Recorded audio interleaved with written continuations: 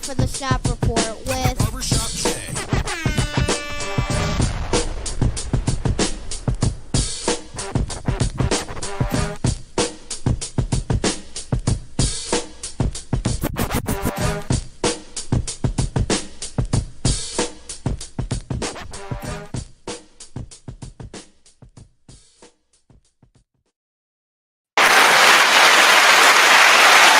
What up, sports fans? Welcome to the Shop Report. I'm Barbershop Jay. I'll be your host for the day. Here's what's happening. Of course, we want to remind you the Shop Report is brought to you by Rocket Digital Media. It's the one-stop shop for all your digital marketing needs. You can look them up on Facebook at RDM Detroit. Don't do that, man. Or you can slide on up to the website at rocketdigital.net. That's ROCKIT digital.net. And make sure when you're there, while you're there, you're telling the BSJ sent you. And for my folk out there in TV land, if you want to leave your questions or comments during today's speed program, by all means, please do so. And we will throw it up on the screen. And y'all know what's coming next. And if you're one of them folks that wants to leave a question or comment that's indignant or ignorant in nature, won't be seen on this screen. Matter of fact, here's what you'll get. Ain't nobody got time for that. That being said, joining me on the P program today, my dude from across the way, Joey James, a.k.a. Double J. Tell the people what you say. Yeah, let's get right into it. At NBA draft, we got guys trending all across the board, and certainly some movement. Want to get your guys' thoughts on it. Of course. And then last but not least, D. Gully from the CO Lumbus. I'm glad you could join us. Yes, sir. Or should I say Larry Graham from Cameo? I'm just saying, let's officially start the show. All right. We got a great menu for y'all today. A couple of items, I should say.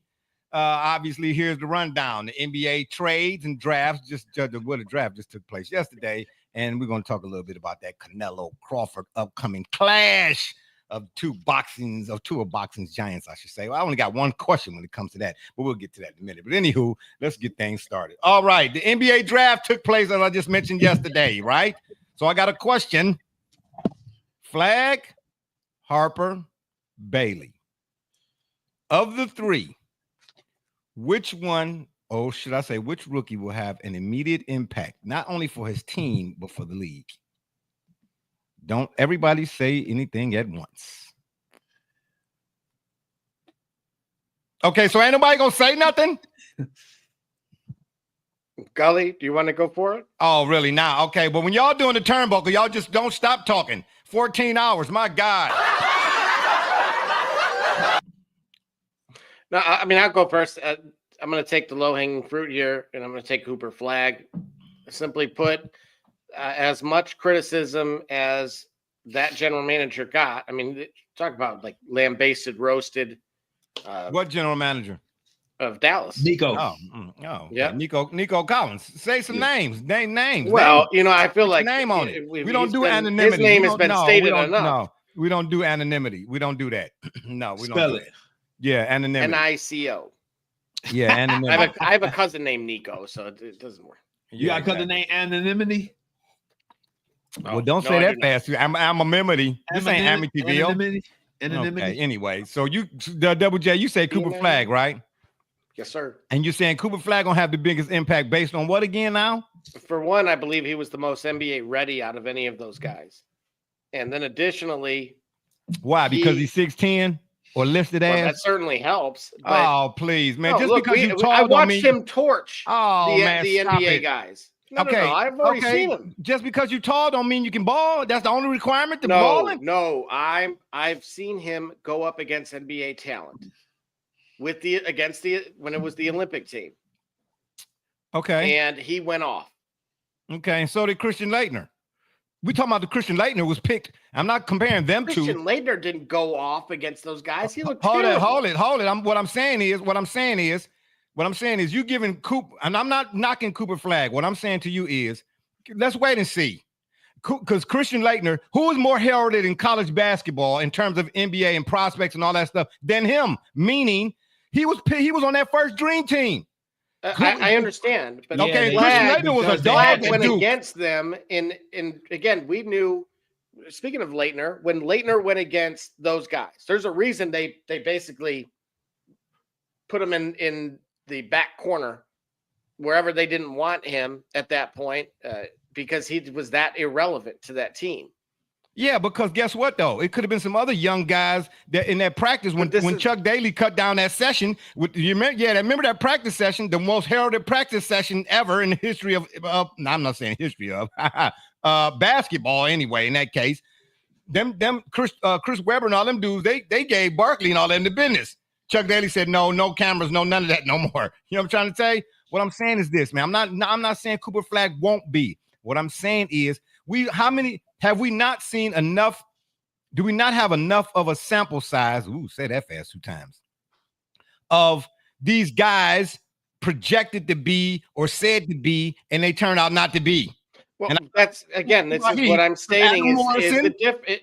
Adam Morrison never. This is what I'm saying. This never occurred. We never had videotape of an individual that was going to be heralded as the guy. Adam Morrison wasn't heralded as the guy? Yeah, Adam Morrison. Adam Morrison was heralded as the guy. You're not hearing me. Adam Morrison never once went against the Olympic team and looked good. Okay. Was he not heralded as the guy? Yeah, but that's not the point. I'm saying what's not translating here. No, it's just some random. I get what he's saying, Barbershop. He's saying. Yeah, I have video right now of this dude tearing up your heralded USA team, best in the world, or whatever it is you wanted to call it. No, you didn't ever hear that from me, because I guess what? I tell you who he didn't go up against. He didn't go up against Kobe. It ain't hard to go up against these guys now. It's all how many. Listen, that's you know how many. He's going against. That's his peers. Barbershop. No, he's saying. Listen, he's not dismissing. I don't think Adam Morrison sucked, and if you thought he was going to be any good, then no. He's not dismissing the fact that Double J is not dismissing the fact that Adam Morrison was heralded as the next great, just like Cooper Flagg is. I know that, but he's saying, because he didn't go up against NBA guys, or there's no footage of it. He's saying right. He's saying that not because Adam Morrison didn't. Particularly because Adam Morrison didn't, it's because Cooper Flagg did. Okay, did Jordan Crawford go up against NBA guys? Did Jordan Crawford go up against NBA guys? I would imagine. He went against LeBron, and Jordan Crawford had a good career. Based on what? Because he wore nice shoes? Oh, stop it. I'm not saying Cooper Flagg won't be. What I'm saying is he went up against NBA. This is the problem that I'm having with your statement here, is that who is he going against? He's going against, I have video of him against LeBron, Steph, and Anthony Davis, just for example. Obviously, I see Devin Booker there. If I'm seeing the best of his peers, and he's going off against them with a group of otherwise lesser than. Okay, so I'll give you that. He can shoot the same amount of threes they do. So he's rebounding and dunking over them. Okay, why crashing the boards better? Why ain't it Cooper then? No, let's cut right to the chase. Listen, first of all, I said I'm not saying it's not him. That he ain't gonna be. There you go. Listen. I said that first. No. So I'm saying why wouldn't it be Cooper? Because at the end of the day. Yep. A lot of these new guys, because of where the NBA is at right now in terms of the style of play. One thing you all cannot say about me, especially you, Gully, what I've been saying about NBA basketball, whatever I'm saying today, I've been saying for 20 years. Right. I've been consistent. I'm saying the style of play in the NBA or the today, it's a reason why I call it new BA and today BA. I'm not making this stuff up just because I just want to be contentious. No, I'm saying a lot of your more heralded guys that are already established in the NBA, right? Mm-hmm. Most people have not done what I asked. I gave people a homework assignment 15 years ago. I said, when you watch an NBA game, turn off the volume, number one. And number two, watch a game with just watching the footwork. You have a lot of guys who everybody wants to use these stats talking about. Okay. We got another. Oh boy, we got another. Oh wow.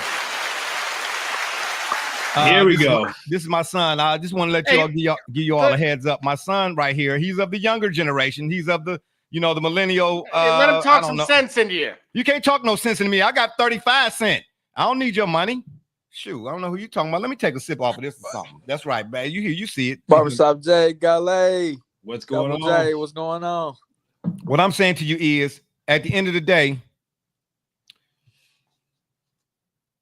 Bailey and Harper, there can be cases made for all three of them guys. There we go. Here we go. A lot of people can say, okay, Ron Harper Jr., did he ball out in the league? What do you mean? Ron Harper Jr. Ron Harper's his first son. Didn't he play in the league? No, he's on the Pistons now, but okay. You don't like him, Double J? You want to get rid of him like you do Cade Cunningham? Imagine that. Well, no, look, he gave us in a drop fairness, too, he doesn't play very often. He's more of an end of the bench guy. Oh, and why is that? He's if you want my honest now you're speaking a different language. Okay, hold on. I don't think he could play it that weight. I think he needs to lose a little bit. So now you're talking about he needs Atkins. Wow, that's just disrespectful. No, I think again to your point, the style of play, it doesn't fit someone like that, right? We've said the same thing. You've said hamburgers as it pertains to Zion. So now we talking about food. I'm hungry now. What you doing here? You come on, make up my mind. You're all over the place here. 1 minute we talking about Taco Tuesday, and the next minute you talking about Heinz 57 ketchup. Make up my mind what you do. All I'm saying to you, bro, these guys, like for instance, Harper, and we're gonna talk about this too in a minute. I'm not saying Flag won't. I think it'll be Harper. Let me tell you why I think it'll be Harper. Who he's going to, okay? Because we say the same thing in the NFL. When a guy gets drafted in different sport, but the same premise, when a guy gets drafted in NFL, we lend more credence to who that guy is going to and whether or not he'll be okay versus who he's not. You see what I'm saying? I'm not saying going to the Mavs won't be or whatever. You get what I'm trying to tell you? And Jason Kidd is a good coach, all of that, right? But there are other factors. Kyrie, we don't know when he's coming back from that knee injury, right? And let's be real. Anthony Davis is Anthony Band-Aid, okay? Because it could all be going good, and then Anthony Davis hit the floor one good time, and then it's a wrap, okay? And then even with a Cooper Flag, let's say he balling.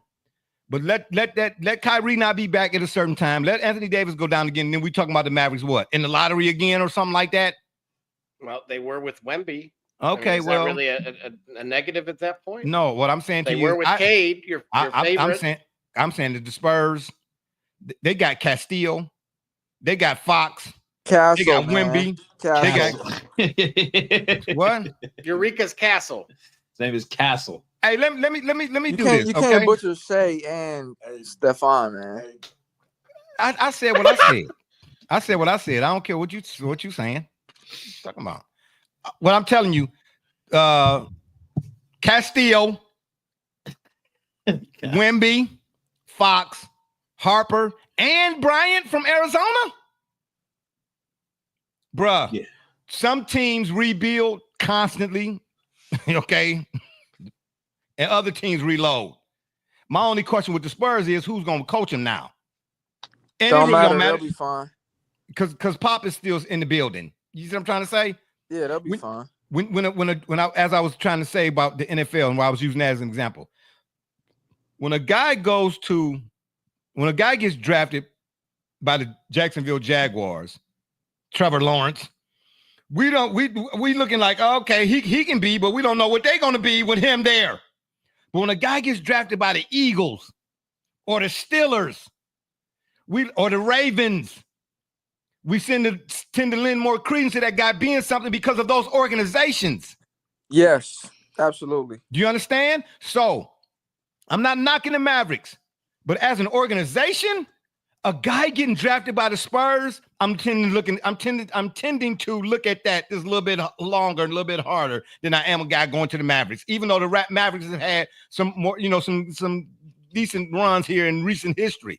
Man, come on, man. Yeah, but you're talking about a dude that has a 7-foot wingspan that can play 4 of the positions on the floor that isn't offensively focused. Okay, well, how many of the Mavs draft picks, would you say versus the Spurs draft picks in your memory, not in the history entire, but in the history? That was during the Greg Popovich era. I don't care. Right. Greg Popovich still in the you can't building. compare the two, man, because the Spurs, you know, that's a dynasty organization. The Mavericks aren't. So, but that doesn't take away from them picking a great talent. Possibly. I'm not saying it's taken away from them. I'm saying when the Spurs pick somebody, versus when the Mavericks pick somebody or the Washington Generals, Wizards, whatever they calling themselves now. Who we more? I'll tell you what. I'm not even a gambler, but who are the odds makers saying gonna be who and who ain't gonna be? Well, they all right now, looking it's at all Cooper Flag. Oh, okay. Yeah. Well, guess what? There's another Uh-oh. thing. There's another thing when it comes to flags. There's You red did go ones number too. one, you know. Yeah, it's red flags too. There's such thing as red flags. Let me say that again. Want me to say it again? No, I Just think saying. his is green, gang. I think he's good. I think he'll be all right, you know. Got the Well, green light. I think you just took some Excedrin. So you know what I'm saying. What you got to say right now need to be, fact checked anyway. I'm just saying. Yeah, I mean, okay. So Double J say flag, and this other guy, what's your name again? The What's your realest one, name, the Lil? illest one. What's your name? Lil. The Lil. realest one, the illest one. That's Yeah, right. okay. He Lil gave and me Double air J. quotes. There it is. They the buddies right now. Play it Don't again. disappear. Yeah. Lil and Double J say Cooper Flag because ESPN said Cooper Flag. I get it. All right, fine. Y'all I like go. both. you, I like you might, Cooper hey, and you got to Dylan hit that Harper. song again because I think it as it stands right now. I think Cooper Flag would be the most likely of the three. There is a lot of room there. Oh, who's your favorite NBA team since I know you? Hey, listen, my I favorite ain't don't listening have to nothing. be the best. Hold on, we talk about this all the time. Who is your my favorite team? favorite don't have to be the best. My I said, favorite who's your don't have favorite? to be right. And listen, my favorite sports team Who in is your all the favorite? professional sports. We're not talking about who. remains- We're not Listen, asking no, for no, your no, soliloquy, 'cause Stephen A. we gonna- yeah, cameo. we're gonna We're do asking this. who is your favorite team. Answer that question first. And it ain't the Cleveland Guardians today. Oh wow, this dude disrespectful. This dude real disrespectful. Yeah, you get a shock. That's a shot clock violation. That's all I'm trying to tell you. Shot clock violation. I'm saying Harper. Okay, because of what bruh. It's so it ain't in the genes in this case. Well, they are still developing as a team, and now Oh, they do need to have. please. They need. Oh, look Bro, at how many you. wins they had last year? Look at you. Yeah, really. Well, I Look would at you. point to that. How much? How many is wins the they had last collegiate year? Success. Forget the NBA team. And before that, and before that, how many wins? Okay, did but they here's have? the killer part. No, here's the no, killer no, part. they no killing No, part. no, no, Listen, I'm about to- they no killing part. Okay, well, bro. let me know when it's my Listen, turn. Let me know when it's my turn. Then I can It's not answer your you. It's turn. been your It's not turn your since turn, not man. since. Let me ask. Listen, Let me know when it's my since turn. You asked me a 9:30 has been question. your turn. You asked me I a know. question. You asked me a question. You ain't even let me answer. But As you soon as said I how said many- something other than Cooper So Flag. your- as so soon as your I said question was Cooper rhetorical. Flag, listen, as soon as I said Cooper Flag, listen. How many wins did the Spurs have last year? I don't know. Not I don't enough. care. And Not in enough. the 2 seasons before that, they were still developing, right? Yep. They've got generational talent on the But roster. that don't and with stop the- people from talking about any other guy that goes somewhere about a name. I don't care about any other guy. I'm answering your question. Oh about man, Cooper Flag. please stop it. Yeah. So what I'm saying is, while the conditions could be suitable for the potential, and the Spurs are my favorite organization, they still are developing, and now they need a new coach. Cooper Flag is what a team that was a playoff team last year. We know we got questions about Anthony Davis, who's an all NBA Yeah, player there you go. Get it when out. healthy. Get it We out. got questions about Kyrie Irving, who's an all NBA player when Oh healthy. no. But what? Two future Hall of Famers, may I add? Okay. And we know who their coach is, who, like it or not, is very savvy about the game. Okay. So structurally, right now, if we're looking at where they're at, if we're looking at the foundation for where they're at, Cooper Flag is in the most hospitable situation for him to be a generational talent, He is. He got a sweet deal. and You that's got two why Hall it's of Cooper Famers. Flag. Yeah, you So got that's two Hall of so Famers in on other your words, team. that's a guarantee. I didn't say it's a guarantee. I said That's it's a a guarantee. the That's most my whole hospitable point, period. situation. That's Hey, what I how don't did care. That's you my whole say point. guarantee? Period. There are no guarantees. I never said it was a guarantee either. You'd have Which of to. the three is likely? Listen, Sound like which of it. the three is likely? Sound You like asked me to pick. I don't like it. Sound Now like a I guarantee. did what I did, and you don't like to hear it. Mm-hmm. Yeah, Yeah, I don't send it really. to me. I'm really not a fan of crap. I'm just saying. You can't be Ba- too technical, Barbershop Jay, you know? What you mean? Saying It's, that. well, it's in the dictionary. It's a word in the dictionary, ain't it? No, but in this case, Is it a word absolutely in the not. It's not dictionary? applicable. It's It's not a word applicable in the right now. dictionary, ain't It's it? technical Well, a word in the dictionary. So how you gonna tell me? Ain't nobody finna tell me how I can use it and if I can Yeah, use you it. can't. We can't say that Cooper Flag is not in the best. No, position right you now. you say can't. that. You can't. But I can say whatever I want to say. I'm But saying. we can't not say. Excuse me. Okay, well, you I don't care how you say what you not said or what shouldn't have been said, but Say I'm what you saying need to say. I can say what I want to say. So you think Dylan Harper is the better pick? That's what you're saying? No, What you I saying? said I like I said I asked the question, which one right, of the three? Leo, right, And exactly. You know what I'm saying? I'm picking. I said I think Dylan Harper gonna be because of what he's going into and what's around him already. You could say the same about Cooper Flag. Bruh, but you could also say who Cooper Flag, on paper, but So you can say Anthony the same thing Davis on paper. Anthony about Davis is Dylan Harper. suspect. I tell you what, who do we think? Out of all of the guys that Harper is going to be around?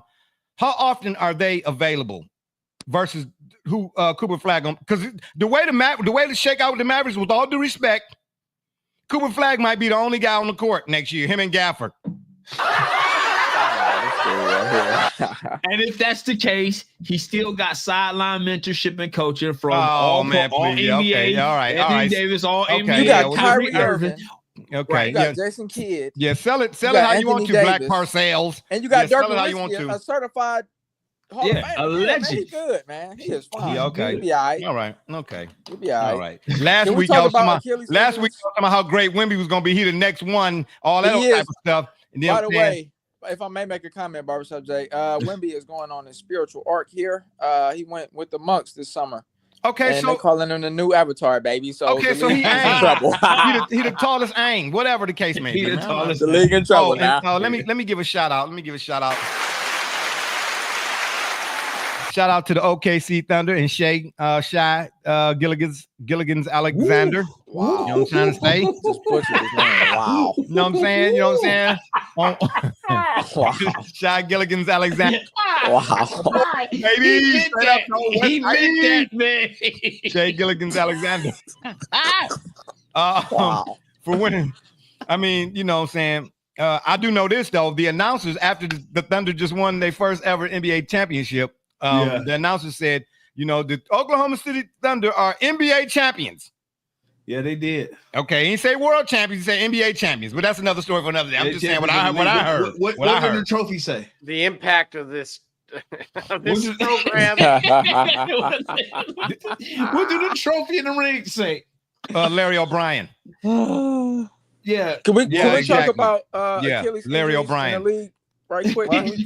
Before I head out, can we talk about Achilles injuries in the league right quick? Okay, well, you jumping the gun, but go ahead. Talk about the Achilles. Go ahead. I'm sorry. You know, shout out to Shay. That's one of my boys. You know, I love the OKC team, love the young squad for sure. Salute to y'all. But I know y'all know it's an asterisk being put to them winning the title because Halliburton got injured. No. Yes, it is. No. In Listen, 9 whoever. minutes, he scored First of all, how many points? whoever's No, putting the excuse me, 7 asterisk by minutes, he there, scored 9 whoever's putting points. the asterisk by that, Give me is- a healthy Halliburton and his curtains. no, it's not. Yeah, Stop it. You hey, said it was but- gonna be a gentleman's Come day on, on hey. sweep. Oh, stop it! Don't Double do J, that. that's not a bad take. That's He not said it a was gonna bad be a take. gentleman. First of all, let's take what he said. He needs to take it I back. picked the Pacers to win. Remember, I picked the Pacers to win it all. Okay, what you want? Some cornflakes and cookies? Why we whoopie do? Freaking little Why would Malou. I eat cornflakes and cookies? You know I'm what? If just you saying. make it right, though, no, you put cornflakes in with the right. Yeah, cookie crisp. What I'm Yeah. saying is, at the end of the day, Shy, No, Bye. Shay, you had it right the first time. Hi. Keep I'm it just safe. saying, bro. You know what I mean? Yeah, I mean, that look, middle name though. Yeah. That's yeah, second all right, night. man. Like, okay, shout out to Shy and them, but on the Achilles side, Shay all I'm and gonna say is, them. whatever, man. You know what I'm saying? You say tomato, I'll say tomato. Who On said the- tomato? on the- I ain't never had no tomatoes. Ain't never ever never. Yes, you Never. have. Yes, you have. I ain't But never ever if you go, ever had somebody to say I want tomatoes on my sandwich. I ain't never said That's it. 'cause you- I ain't that's never 'cause- had potatoes either. okay, Tomatoes, that's because potatoes, Ever. you ain't never been out of Ohio. Bruh, Okay, I don't Pennsylvania, care. my bad, Listen, but that don't really count. You got to go to Sicily. Sicily, they say tomato. Nah. Yeah, they do. They say Yeah, Shay and no, Shy that's in Italy. What right. do they say? Well, they say Shay and Shy in Italy too. I say Shay, whatever. I don't care what they say over there. I say when I say what I say, I said already. Double J, don't be See what be over I here said has been woosine. said before. I see. Oh I man, see whatever, it. man. The Achilles injuries Mhm. and the rash of them, that's because two things. One, dudes don't really work on their bodies. They take videos of reading books, but the books be upside down, nothing on the pages. That's number one. Number two, it's the shoes, bruh. It's the shoes. Moses Malone. I disagree with the first thing. Okay, but I not don't the care. second. I don't care. I mean, that's what we're here for you to disagree. But you said that like I I'm love- supposed I love like I'm it. supposed to end the show or something. Anyway. No, there's so much advanced sports science. Oh, here we go. Man, sometimes things are what they are, bruh. Advanced sports science, my ass, Scott. Barbershop Jay, the speed of today and the speed of Oh, yesterday man. is two different things now. Okay, No, listen, now that does hold not on, mean- wait, There are significant advances in sports science and how players Bruh, train Bruh, and how they know. there was once upon a time such things called the Showtime Lakers. I don't want to hear nothing about the speed That- of the game. Guys like that does Sean not- Kemp and all of again. them was running up and down the floor. Again. The Big East experimented in this college. They experimented with 6 fouls due to the That doesn't mean they were physicality. faster. Barbershop Jay. Bruh, Going they couldn't be faster fast. and going couldn't be faster are two faster. different things. It could Yeah, be teams faster. that ran. Listen, there have always been teams in any era that ran at a faster pace. than Okay, others. so you trying to tell me? We are 2 decades removed. So from you the trying to tell me one-and-done that Suns. it was because of the pace of the game that James Harden blew his foot went through his whole shoe. I'm going to say, yeah, that could be. factor. Yes, Oh man, yes. stop it, man. Yeah, the thank shoes that they wearing. Basketball is basketball, bruh. And the shoes that they wearing don't have no ankle support, bruh. I don't want to hear that, man. The shoes Isaiah is Thomas garbage. tore his Achilles and he had ankle support. Barbershop Jay. So what is? Yes. No, he didn't. Go Yes. look at the shoe. Go look at the shoe. Hey, and The but guess what, though? wasn't he wearing Converses then? No, he wasn't wearing Converse. Yes, Don't he play that. was actually. No, he wasn't. Yes, He was wearing the high top Converses. Hey, and guess Yeah. what? Double J, The you can same speak to high this. top Converses that I think what you're both forgetting is He you're both had a correct swollen ankle and in- he put up 43. No, this was 2 Yeah, years yes, after. and he Barbershop actually Jay. shot the still highest percentage of Thank you. three-pointers. Don't tell me Isaiah Thomas twisted his ankle. His ankle looked like a softball, and he's finished that game and had 43 points, bruh. I'm talking about 2 years after. Barbershop Jay. I don't care about 2 years after. I'm talking about I seen evidence that Isaiah Thomas rolled his ankle. His ankle looked like Grant Hill's, and he still played. But just for context, Stop. who was the opponent? Washington. It Generals. probably was the Washington. It probably was 07 Cavs. Let everybody tell it. You know, them some bums. So I don't know. I'm just saying we got a comment right here. Let's get this comment. Polar Nights. I love this show. I get every stage of beard growth. Whoa. Okay then. All right then. We appreciate you. Oh wow. Oh wow. Yeah. Yeah. Billy Goat J over here is what I'm trying to tell you. You know what I'm saying? Stage of beard growth. You know. Yeah, I mean, man. that's Stop a lot, it, man. so with that level of creativity, I'm all for it. All right. Yeah. Yeah, but y'all sit up here. Man, come on, man. I don't want to hear nothing about somebody sports science and all that old type of stuff. I don't want to hear that, bro. Sometimes it's about Actually, RIP to that guy, by the way. RIP for sure. You know what I mean? What Yeah, guy? man, you rest. Yeah. The sports Shout out to science him. guy. That was Oh, last sports week. science. Yeah, Sports yeah, science. Yeah, What you thought was passed, some science kid? This dude right here. What guy? Bill Nye. Yeah. Hey. Bill Nye, Jane Elliott, Tim Wise. Check them out. Okay? Yeah. I will say this: ISO ball, right? You think of Mr. Footwork.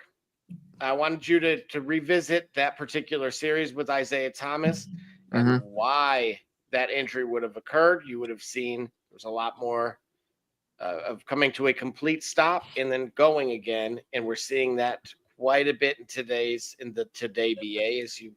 But let me tell you why.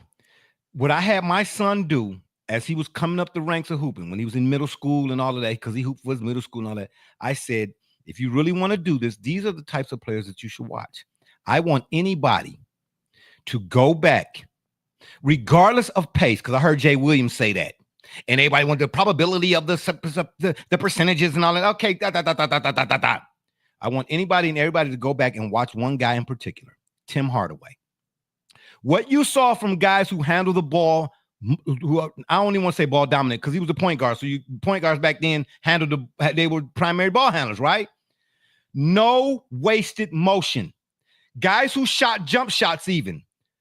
I'm telling you all right now, get away from the pageantry of the today BA and start looking at the game inside out. Look at the nuances. And in this case, the nuances is the fundamentals are terrible. Terrible. Proper preparation prevents poor performance. And in this case, when I say poor performance meaning you're getting ready to pull something. Bruh, you're talking to somebody. No, I never played at the NBA level. Never. But I played against NBA guys. Woodhill, when I was at run and shoot in Atlanta 24, when that's why they stayed open 24/7. When I was on the hoop circuit, the blacktop circuit. So, well, yeah, what contributed to you? What do you think contributed to yours? And that's what I'm trying to tell you. it got to a point because I ruptured both of my patella tendons, both of them. In my left knee, I ruptured my patella tendon.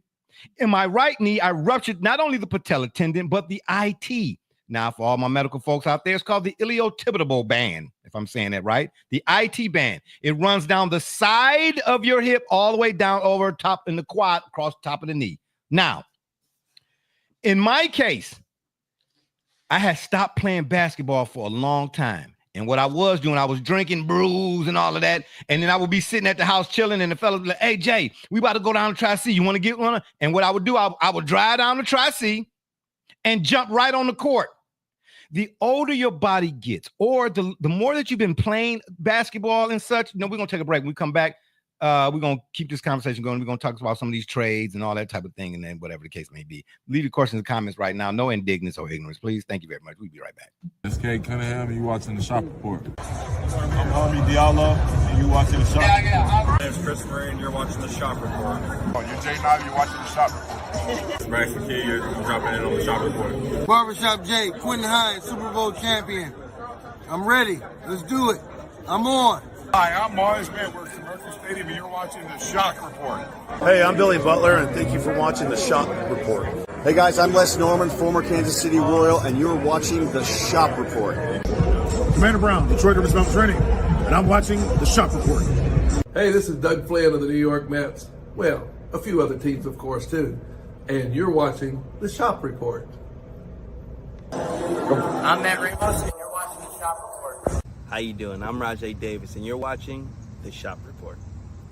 How you doing? This is Nelson Figueroa, former Major League pitcher with a lot of teams. You're about to listen to The Shop Report. Hey, this is Howard Johnson. You're watching The Shop Report. Hi, I'm Heath Bell from the New York Mets, and you're listening to The Shop Report podcast. Yeah! Hey, I'm Josh Tolley, former catcher of the New York Mets, and you're watching The Shop Report. This is Edgardo Alfonso for the Mets, and you're listening to Shop Report. Hey, this is Doc Gooden, and you're watching The Shop Report. Hello, this is Mike Hampton, and you're watching Shop Report. Hey, this is Herman Harvey, former NFL offensive lineman with the Cleveland Browns and the Baltimore Ravens, and you're listening to The Shop Report.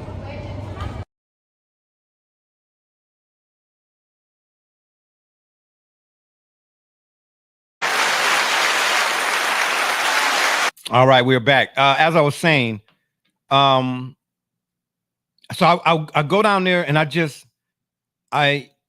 jump right on the court and I start playing. You have to understand something. The longer that you've been playing a sport, it don't matter. Basketball, it don't matter.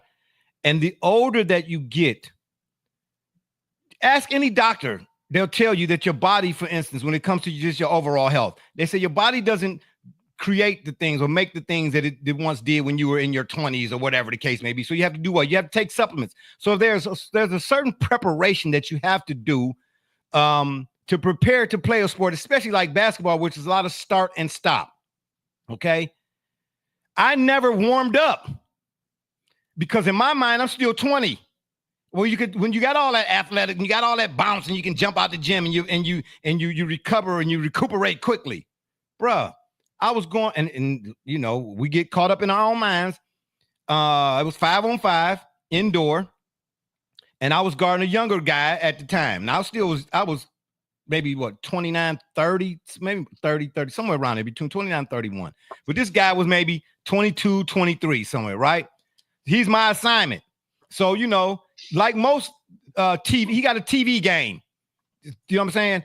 Most guys, he come down, you know, he want to dribble 47 times, go behind the back, start, stop, bring me in, bring me out, and all of that. I said, okay, so that's what we got. So he got me a couple times, juke, juke, boom, boom, boom. I said, oh, okay, but I got to show him now. So now, you know, I'm feeling some type of way. You know what I mean? Oh, you ain't finna get out here and embarrass me, young fella. I'm going to show you what Jay got, right? Bruh, I get him on the left wing. I hit him with a jab step left, between the legs with the left, and come straight down the pipe, going for a layup.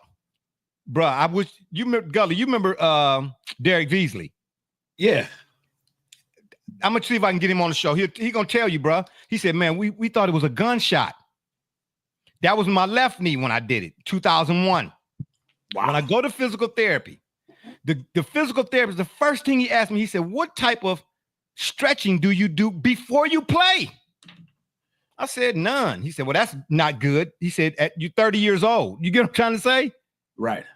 He said, how often did you play on concrete? No, he said, how often had you been playing basketball? I said, man, I've been playing basketball since I was 7, 8, 9 years old. You know what I'm saying? He said, bro, how often did you play on concrete? I said, he said, that's number 2. He said, do you know the difference between dynamic and static stretching? Since it ain't no big deal, this is why I'm telling you, guys do not work on their bodies like they claim they do, bruh. Who does anybody here know the difference between dynamic and static and dynamic stretching?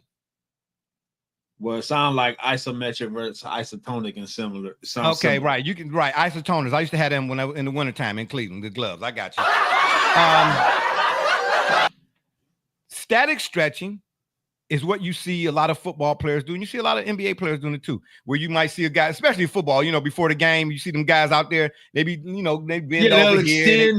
And stay, extend and stay in a pose for maybe 10, 20, 30 seconds, whatever. It got you. Dynamic stretching is stretching movement. Okay. Bro, they had me, and this is what because after I did it the first time, I had never been injured like that. And I'm talking I got bridged once in a game and fractured my collarbone and had a concussion for about 2 days. But when I ruptured my patella, I didn't want to see a basketball. I didn't want 2K, 5K, no K. Okay. I ain't nothing. Till there was a guy, Mark Hale. You remember Mark Hale, Gully, that worked at Benvenue? Yeah. He was shout out to Mark Hale. He was in the weight training and the strength training, all of that, right? And they were having Benvenue was in this corporate challenge, Cleveland corporate challenge thing. And they had it was a 3-on-3. It was like a company Olympics type of deal, right? It was different events, pool, volleyball, softball, that type of deal. Well, they had a 3-on-3 thing. And he said, man, I've seen you play before, man. We need you. I said, dawg, bro, I'll come watch. So we had about maybe 2 or 3 months, I think, before the games actually started. He said, bro, if I can get you a regimen, would you do it? I said, all right, man, I might try. But what he had me doing was I will go down how when you go to a basketball court, the out of bounds lines all the way around, like the baseline all the way up past where the players sit, all the way to the other basket, all the way around, right?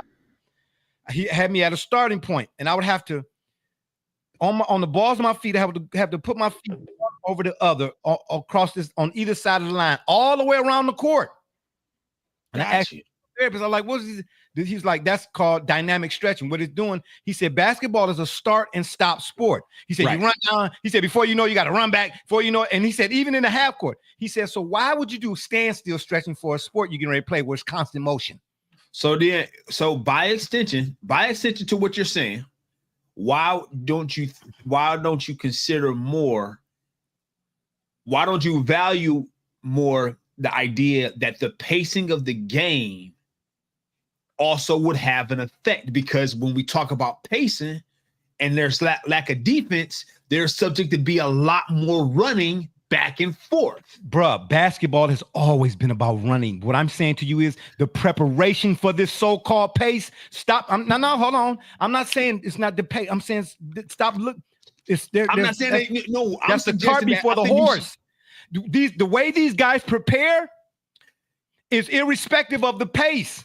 You have to prepare. A lot of these guys, if you pay attention and get away from the odds makers and the point spreads and the stat lines, start looking at the game. When these guys are in their warm-ups, right? When you go to a game and you're at the game early enough where you see guys coming out warming up, watch the type of stuff that they do to warm up. It is not conducive to the type of pace that they getting ready to play. This is why I wonder if there are, or why I haven't heard of more physical therapists being hired as trainers. Hold on. First of all, wait. First of all, not every physical therapist is really a good one. I went to Cleveland Clinic, and the Cleveland Clinic physical therapists are some of the best in the nation. Even still, physical therapists, they are rehabbing injured, think about it, work time accidents, car accidents. So they are looking at you think about any body part, right? Your knee, your arm, your leg, right. Rotator cuff, all that type of stuff, right? Yeah, they're looking at making back whole an injured limb. So they're going to be looking at not only that main part that we know. You can't make it hold. See, that's the thing. No. Here's what I'm saying. Here, stick with me now. I'm saying that we're looking at, okay, if I say, oh yeah, I hurt my shoulder, or I hurt my arm in this accident, I had this injury. I think of as an everyday person, and I'm not in therapy. I think like my whole arm. Right, my whole arm is hurt, so I need my whole arm to get healthy. Well, in the process, I'm learning because I'm gonna do this type of stretch with this type of band, and I'm gonna hold my arm. I'm gonna bend this way. A physical therapist is looking at, well, listen, this is the whole of your arm that you need to heal. You need to work on certain ligament here that's affecting the way your elbow rotates and things of that nature. So what I'm saying is, physical therapists they know about everything, the underlying parts, the connective parts, the collective. They know about the collective by knowing about them individually. So I'm interested to know why not. Why do you have more physical therapists that are trainers such that they working the whole of the body that people would otherwise go and see them when they've already injured? Like, why don't I start with a physical therapist? Well, I don't go to one when I'm already hurt. When I'm hurt. That's a good take. I couldn't tell you. All I'm gonna say is this: you would think that if these guys are professionals, that they would be that's an automatic. Working on your body, right? But Jamarcus Russell was a professional, right? And they sent him home with some tapes. He said, yeah, I watched them. You was a dang on lie. In other words, I keep telling people, these guys are not working on their bodies like you all think that they are. Because here's the thing. Think of it like this. Your car in January. Yep. You go out and start it. Do you just start it and pull off? No. Thank you. You got to let it warm. You let it run for a minute. You turn the heat on. And the same concept with a body. You have to let it. There's certain things you have to do to get it ready to be able to do what you're getting ready to ask it to do. You cannot You cannot just run out there, which is a lot of guys, man. A lot of guys, bruh, they spend more time at the club, and then they go from the club to practice. Man, we talking about practice. That type of deal. And their bodies are not where they need to be in order to do whatever it is. So I'm gonna say this. Let's say the pace has increased. Right. What are you doing as a player to increase your work regimen to fall in line with the pace? If you sitting down, if you kicking it with the strip club girls or whatever the case may be, but you ain't spending no time, okay, so the pace is faster. So what do I need to do? Then I need to up my regimen, my workout regimens and stuff like that or whatever the case may be. Bruh, these guys are not doing that. There's no way in the world that I'm saying that the pace of the game is solely to blame for the rash of non-contact injuries. No, I'm not. There have been so many people want to focus on it being Achilles. I got you. That's fine. But either way it goes, it's a non-contact injury. And a lot of times non-contact, because here's the thing. A non-contact injury implies that there's a weakness or that's what I'm trying to tell you. Because development of that's what I'm trying to thank you. Because think about it now. Pace had nothing to do with the fact that a guy like Allen Iverson, when the league was all about big men, Allen Iverson was going in trees and getting knocked down. Think about the bad boy Pistons. Right. They was brutalizing people. It was blood being drawn. How many non-contact injuries could you count in the 90s? You see what I'm saying? A non-contact injury is a non-contact injury. Right. How are so many guys getting hurt and ain't nobody getting hit? Huh? That's because they're not working on their bodies, man. They lower bodies especially. Man, let me say this to you. I asked a dude once who played in the league. I said, man, how often do you use the ab wheel? He said, what is that? Okay. Okay. All right. You know what I mean? Bruh, even if you just go from the knees, you know what I'm saying? You get your pillow, put a pillow on your knees and you use the ab wheel and you roll out.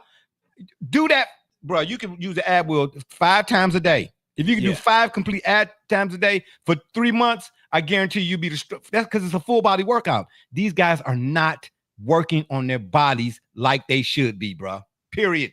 They're not. And the shoes, man, bruh. NBA Jam. Is it the shoes? Hey, the shoes are terrible. They are. The shoes are horrendous. I mean, but you know, got you. Do your thing, Gully. That you? Yeah, okay, got you. But anywho, moving on.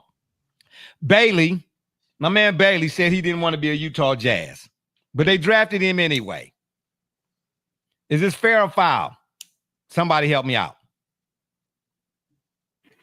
It's a risk. And it's a risk. Why? For both parties, right? I mean, technically, the player has to agree. Why?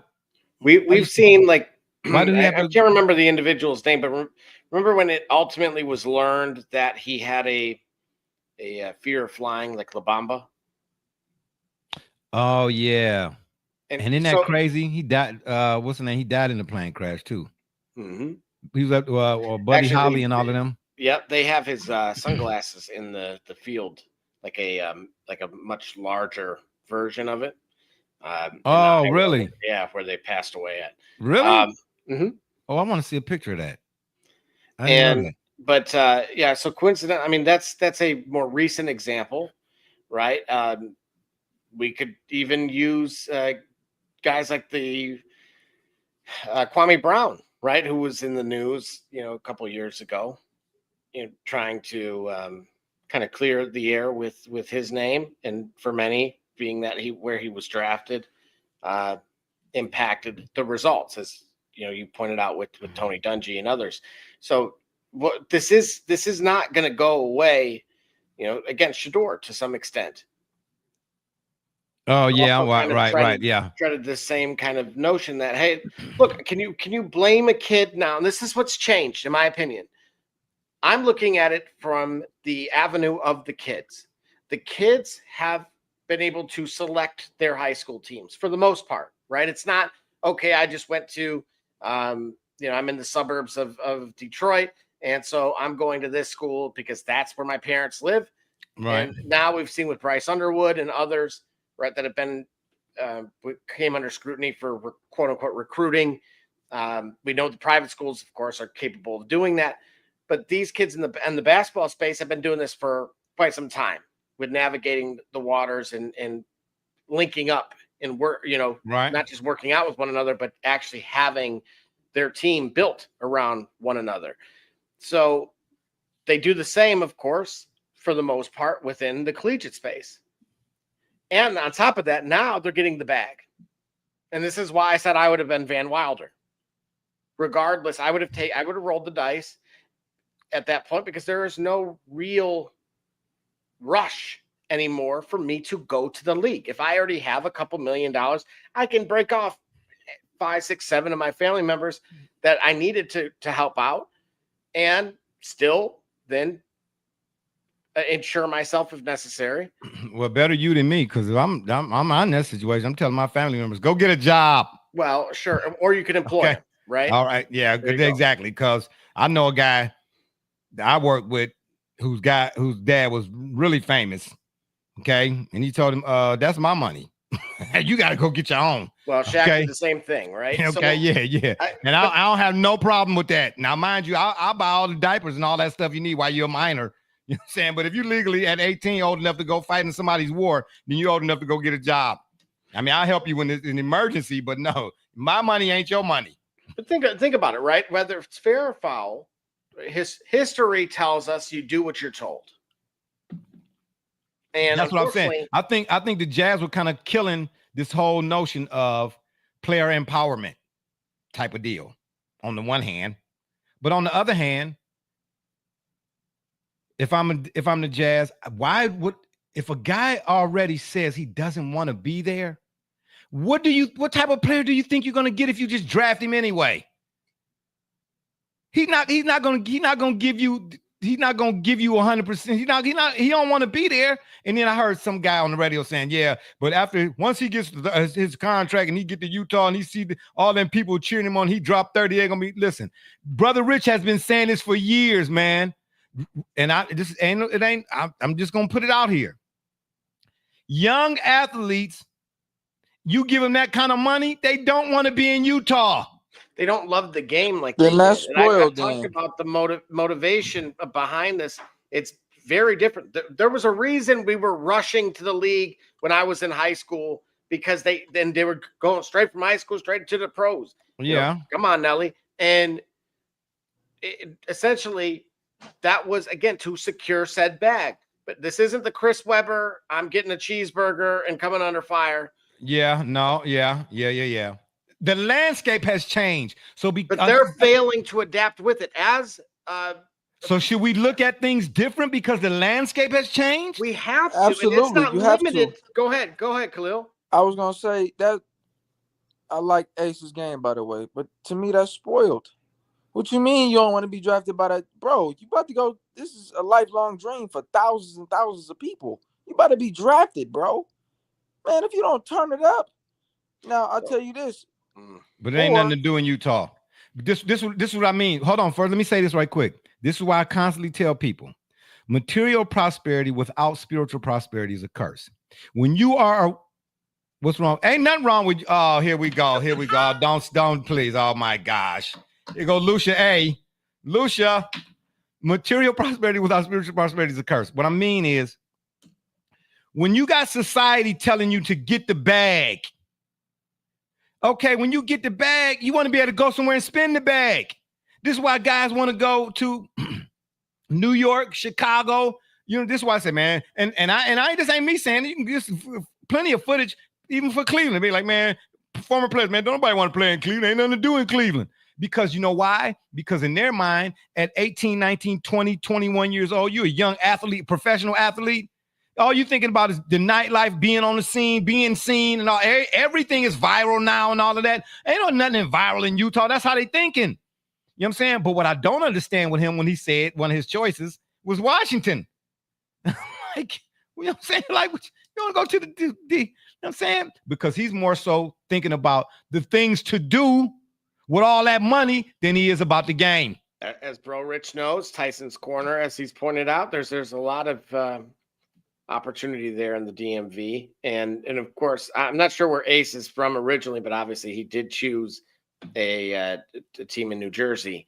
So for his collegiate ball. But what I'm pointing out, I've encountered plenty more recently. Yeah. With when I'm not going to say the Pistons in particular, but just during my time there were players that straight up kind of told me, I don't want to talk about basketball if I'm not playing. And I was like, initially, like I was caught off guard, because that's not, I of course know a little bit more, have a little bit more insight than say the common fan would, but it was very eye-opening at that point in time to learn that the modern player is not motivated about being great anymore, or necessarily about even just, to your point about the bag, there were other motivations. And this is why you see a lot of, I think this is one of the biggest variables that I would be looking at if I were a modern scout, which is, what is motivating this player to get to this level? Not, oh, it's been my dream since I was 6. That's fantastic. But who are you around? The personality aspects of it, because you're going to find out very quickly that work ethic or lack thereof, right? This is the ceiling. I've talked about this all quite regularly, because now I have a high school athlete that has aspirations of their own, about the difference between myself at that age versus what they were looking to accomplish or are currently looking to accomplish. It's night and day. So then again, it goes back to what you've heard me say, and I'm not popping my collar. I'm just saying, man, I look at journalism taught me to look at things from a latent aspect first, as opposed to a manifest. It goes back to what I've been saying since you've known me. The storylines are creating the game, whereas when I was coming up, the game created the storyline. These guys are looking at storylines like, I'm getting this money and I'm gonna be able to kick it with J-Lo, or I'm gonna be able to kick it with they're looking at red carpet moments. That's what's in their mind now. You know what I'm saying? I'm gonna give you another example. To your point, Double J, there's a clip, a YouTube clip. I don't know, maybe about 10, 15 minutes. I'll get to your comment in a second. where Ray Lewis and Eddie George talked about their clashes. And Ray Lewis said in that clip, he said, man, all off season, it wasn't about the team. It wasn't about the team. It was one. I had one dude I was on my mind. That was Eddie George. Because when two lions meet, you know what I'm trying to tell you? You don't hear that. These guys now, you don't hear that right now. And I'm going to tell you who also is to blame to somewhat. It's the media too, in terms of, we had this conversation years ago about high school football, for instance, when guys announce what college they're going to go to. It's ESPN has made it a show. Well, right. You know what I'm saying? So don't be mad at the player because he's taking advantage of the show. We cannot criticize a player for taking advantage of a system that he didn't create. Correct. So you're operating within the system. And this is what I want to point out here, right? So you're talking about if the current modern athlete, at least as it pertains specific to the NBA currently, but what I've seen is a copycat system that I've seen spiral into the NFL to an extent, not quite to that extreme, because there is, and I'll get to one of the reasons why, but I'm starting to see it in soccer. And it's the first time I'm starting to see it in soccer, and it's starting to make me sick, to be honest with you. And what? I'll get exactly what it is, but it's become career first, passion second. So you're groomed from the time you are younger to specialize. But you know what that is, though? You know why the passion is secondary? Because these guys are playing in manufactured incubated leagues. Nailed it. Nobody's going outside, bro. When we were coming up, you had to be. I wanted to beat you because that gave me free reign in the neighborhood. You know what I'm saying? And if I beat you at the park, man, I walked through the neighborhood. I was somewhat of a king, somewhat. You know, I'm like, oh, hey, and then don't. I mean, come on now, let's be real now. A lot of it had to do with the girls. Okay. Well, sure. You know, the pretty girl that lived 4 doors down when she found out you was a good hooper. You know what I'm saying? Yeah. Hey. Nobody wanted to be ski low, right? Yeah. Oh, yeah. I wish I was a little bit smaller and whatever. Taller. Yeah, I got you. I'm just saying. Let's get to Mrs. Alva's comment right here. She says, plenty to do. And plenty to do where? Skinwalker Ranch. Whoa, Skinwalker Ranch. That sounds, whoo-hoo. The Olympic art and, of course, Park City skiing and snowboarding. Okay.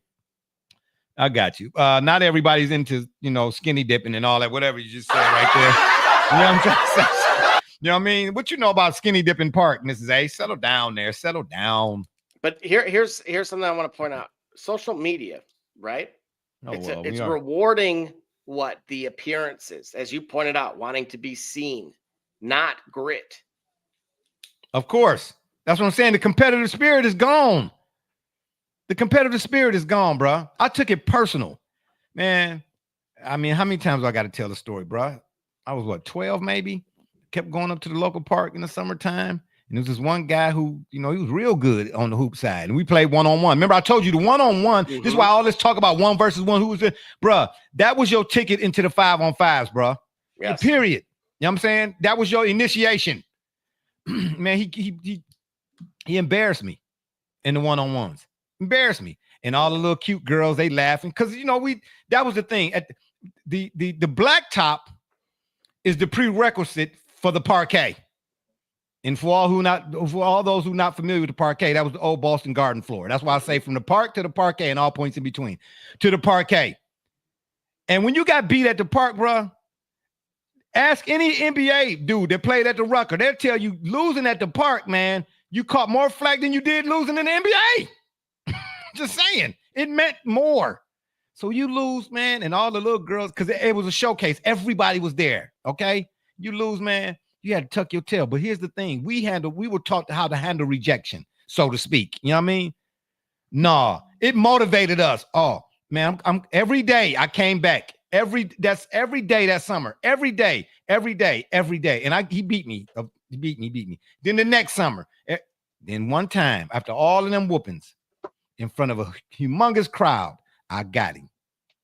I'm talking about I was out there all day and I finally got him. And I ran the risk of not making it home before dark. And anybody who grew up when I did, if you didn't get home before them streetlights came on, it was on. And don't let your mama you go halfway home and she halfway meeting you. Oh, don't let her have to get up and put no shoes on and come find out why you wasn't home. Okay? The day I beat him, I looked up and it was dusk. I was like, oh, Snappy Dude Jackson. So I was running. And I bent that corner, and my mama was, you know what I'm saying? Fee, fi, oh, oh. I was like, oh my gosh. And she was getting ready to waylay. And I said, hold on, baby. She said, well, tell me what you got to say. I said, I beat him today. She said, well, come on, son. Let's go and get you some ice cream. You know what I'm trying to say? Shut up, baby. Get some ice cream. She said, because that's what I send you out in the world for. I ain't gonna always be there to hold your hand. You know what I'm saying? You're gonna have this situation. You're gonna have to have the stick-to-itiveness. But now, and I don't completely again blame the players. It's the system and the circumstances that have been created and the landscape now.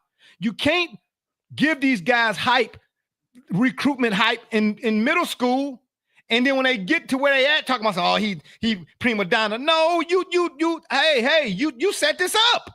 You got high school. Well, wait a minute. Who set up the AAU circuit, right? The I don't know, NBA is but I know it's Nike. Nike did. Okay, well, that's Nike's fault. That's terrible.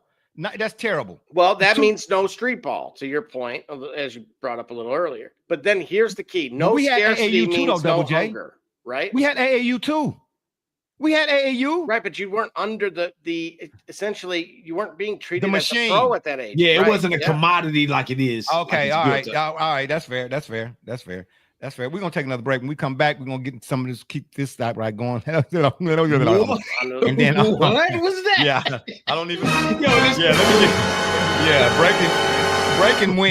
Breaking news. When we come back, we're gonna get some more of this talk, and we're gonna talk about some NBA trades and such and that. Yeah, let me hurry up and get on about here and get me a commercial. Woo.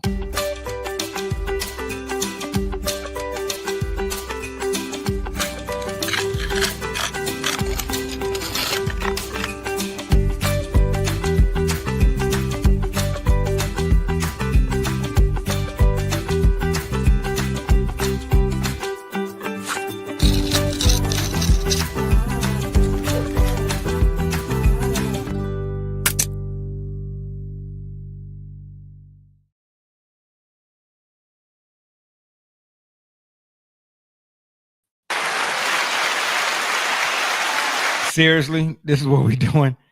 Oh my gosh, this is ridiculous. I don't know why. I don't know why I gotta go through this every. Yeah, okay. Now y'all want to. y'all don't do this. This is why I don't watch y'all show.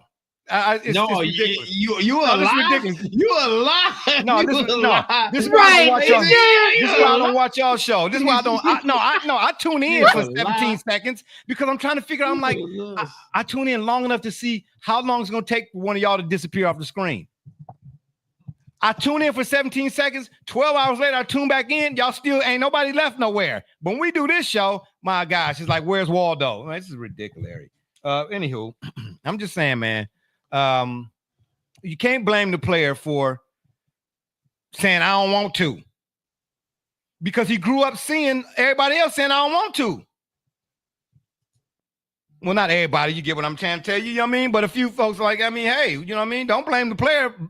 You know what I'm saying? Blame the game.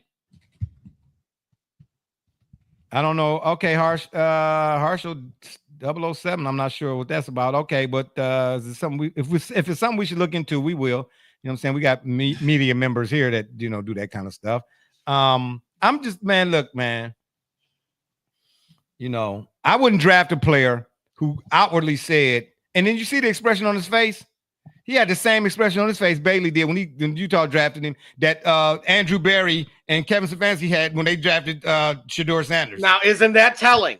Yeah, that's what I'm trying to say. That's what I'm trying to say. Like, we really don't want to do this. Like, if somebody else is pulling the strings here, don't get it twisted. Don't get it twisted. Now, it was always got to be a fall guy. And I say that because think about the movie Terminator.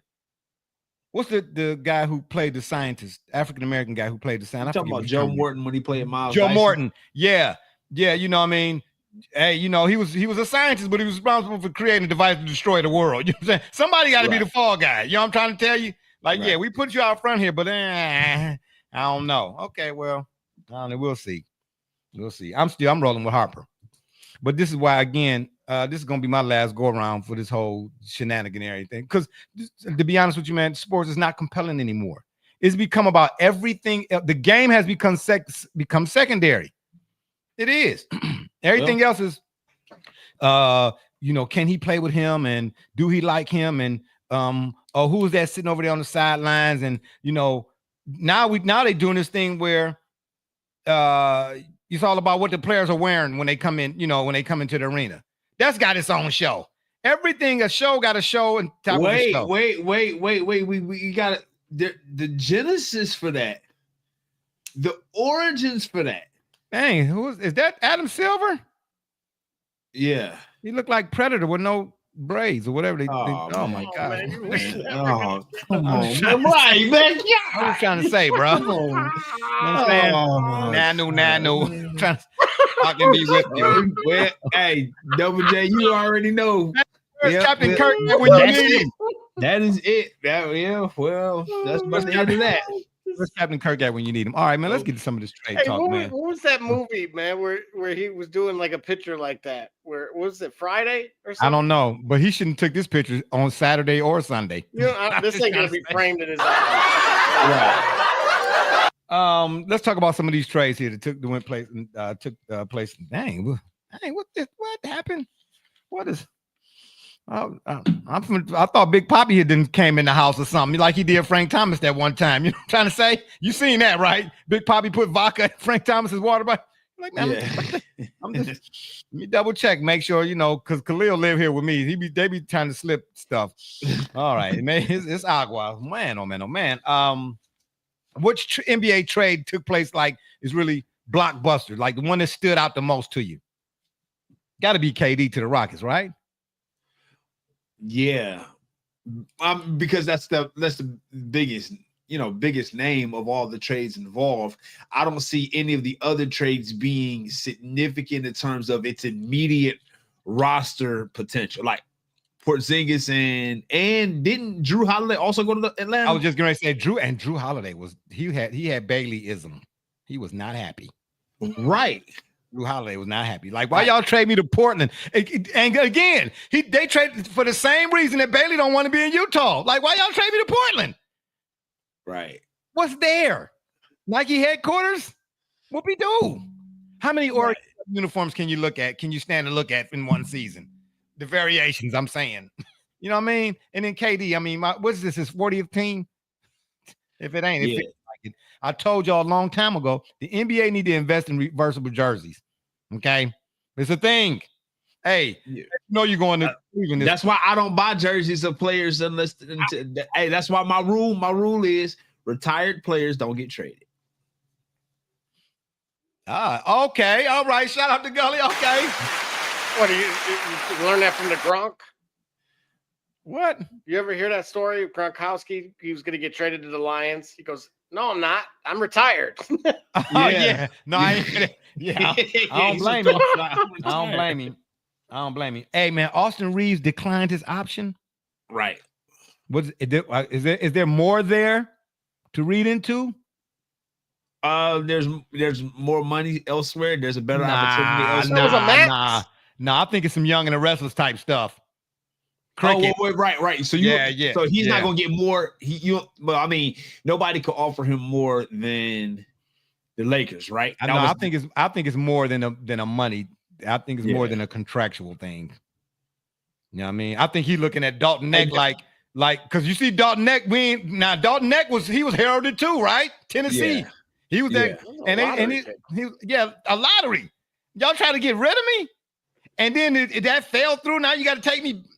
Yeah. So, bruh, I'm listen. I get it. Men are supposed to be emotional and all. I get all of that, but ain't no way in the world you're gonna tell me you try to get rid of me, and then because that fell through. Now I'm back. Now I got to be okay with it. No, ain't no kumbaya. No, ain't no not kumbaya. at all. Ain't no kumbaya. And Austin Reeves over there looking like, oh nah, y'all ain't finna get me. Absolutely not. Because, bro, let's face it now. Let's be honest here. This variation of the Lakers, players are not running to go there in LA, even though it's LA, like they did when the Magics and the Kobe's and all of that, and and all them dead guys was playing. You know what I'm saying? It was something to be said about being a Laker then. Now it's like, I'm saying, what you want, a Laker or a Wizard? Big deal. Just saying. Wow. Right. I'm just saying. You know what I mean? Right. Like, LA, nah, bro. Washington. Because if you're Austin Reeves, I'm asking you seriously, why would you want to be out of there? Why? Potentially opportunity, right? Yeah. But it's the Lakers. That's what I'm Think trying. That about- Lakers well, mystique ain't. It's the Lakers though. Is it? But listen, hang That's on a my second. point. Who was it? It was Shaq that said what I had been saying for years now, which is there's no such thing as a small market anymore. Yeah, it's not. And again, it's just in reference to us being, or not just ourselves being a part of the machine, but the digital era. And so if you're Austin Reeves, you're saying to yourself, look, I'm playing third. I'm the third wheel here on this team. Look at my production when those two go to the bench. If I were to control my own destiny a bit, right? You don't know how toxic that environment is. We've heard certain teams, right? Chris Webber talked about the old how Mo Cheeks absolutely was why Matt Barnes got traded and by telling him not to shoot, and they were making them pay for their own laundry, like something out of Moneyball. Right. And so that there were certain teams that he could be looking at it as the grass is greener, and so either this can be a sign that I can take and subtly by just declining an option, not saying anything negative to the team or about the team publicly, but just let that serve as maybe the flag of help me. Check his iPhone. Right. Y'all can have this one. I can't stand this iPhone I got. iPhone 75. Man, get out of here. Give me 2 cups and a string. I'm good. But you got guys like hey, true story. When I was a kid, my dad got so fed up with long distance calls being made on our phone, he put a payphone in our house. Is that true story? True story. I'll lie for you before I would to you. He said, I'm sick of y'all. I'm the breadwinner in here, and y'all don't understand how much money I got to, because back then you got a phone bill. Man, we got our phone bill one time. It was like a scroll. It was just kept unfolding. He was like a CVS receipt, right? Yeah, exactly, bruh. He was like, okay, I'm sick of it. He said, I'm tired of it. So we came, and what did he set us up to, bruh? We all was outside playing that day or whatever it is. My mom was at the store. We all came back at the same time. It was a payphone in the kitchen on the wall. He said, yeah. He said, yeah. I bet he said, you won't be making no more calls on my dime this time. Yeah, yeah. And that killed that whole long distance calling. I'm just saying. But anyway, go ahead, Double J. Trade winner for me is going to be the New Orleans Pelicans. I think they are one step closer to potentially either Joe Dumars again is there now. Okay, so shout out to Joe D, baby. To Gully's point and to your point earlier about the clear and obvious hits that the Spurs made in the supporting cast, Joe Dumars is making his presence felt very quickly, in my opinion, with the complement of Jordan Poole, Sadiq Bey, and then more importantly, who they drafted to kind of, again, with a guy like Derek Queen to go alongside potentially Zion. And who was the GM before him? I forgot his name. He was the Cavs GM. Adrian. Mm-hmm. Yeah, Adrian Griffin. No, not Adrian Griffin. What was his name? I thought he would be good for them down there, and I was dead wrong on that. It's a shame. You know what I mean? It was David Griffin, I thought. David Griffin. But the whole thing is, like, everything in New Orleans to me is centered around Zion. Mm-hmm. It's centered around Zion. They go as he goes. And look where he went. That's what I'm trying to say. Because they got rid of some folks last year, didn't Jackson Hayes and a couple other folks or whatever the case may be, didn't they? Right. I just don't see. I don't. Joe gonna have to, and I got a lot of faith in Joe, I guess, but he got his work cut out for him. I'm just say it like that. Yeah, for sure. Down there in New Orleans, because New Orleans is a football town more so than it is basketball. Well, if you look at their current quarterback situation, yikes. They might be looking at basketball. Yeah, well, it ain't no different than the Browns. You know what I'm saying? Right. At least they have 4. Yeah, but the old adage is if you got 2, you ain't got none. So if the Browns got 4, what you got -2? I'm just saying. You know what I'm saying? It's ridiculous. Yeah, man. I mean, you know, and then Ja's not happy. They got rid of his boy, his running mate. So now is he next? He gonna ask out? Because that's where we going. Every time a player gets, you know. Now think about what you're saying here. Wait a minute. You talk about this machine, this new machine. I'm just saying, Josh getting ready to ask out. I don't want to go no more. Stop acting bougie. Hang on. If you're in Memphis right now,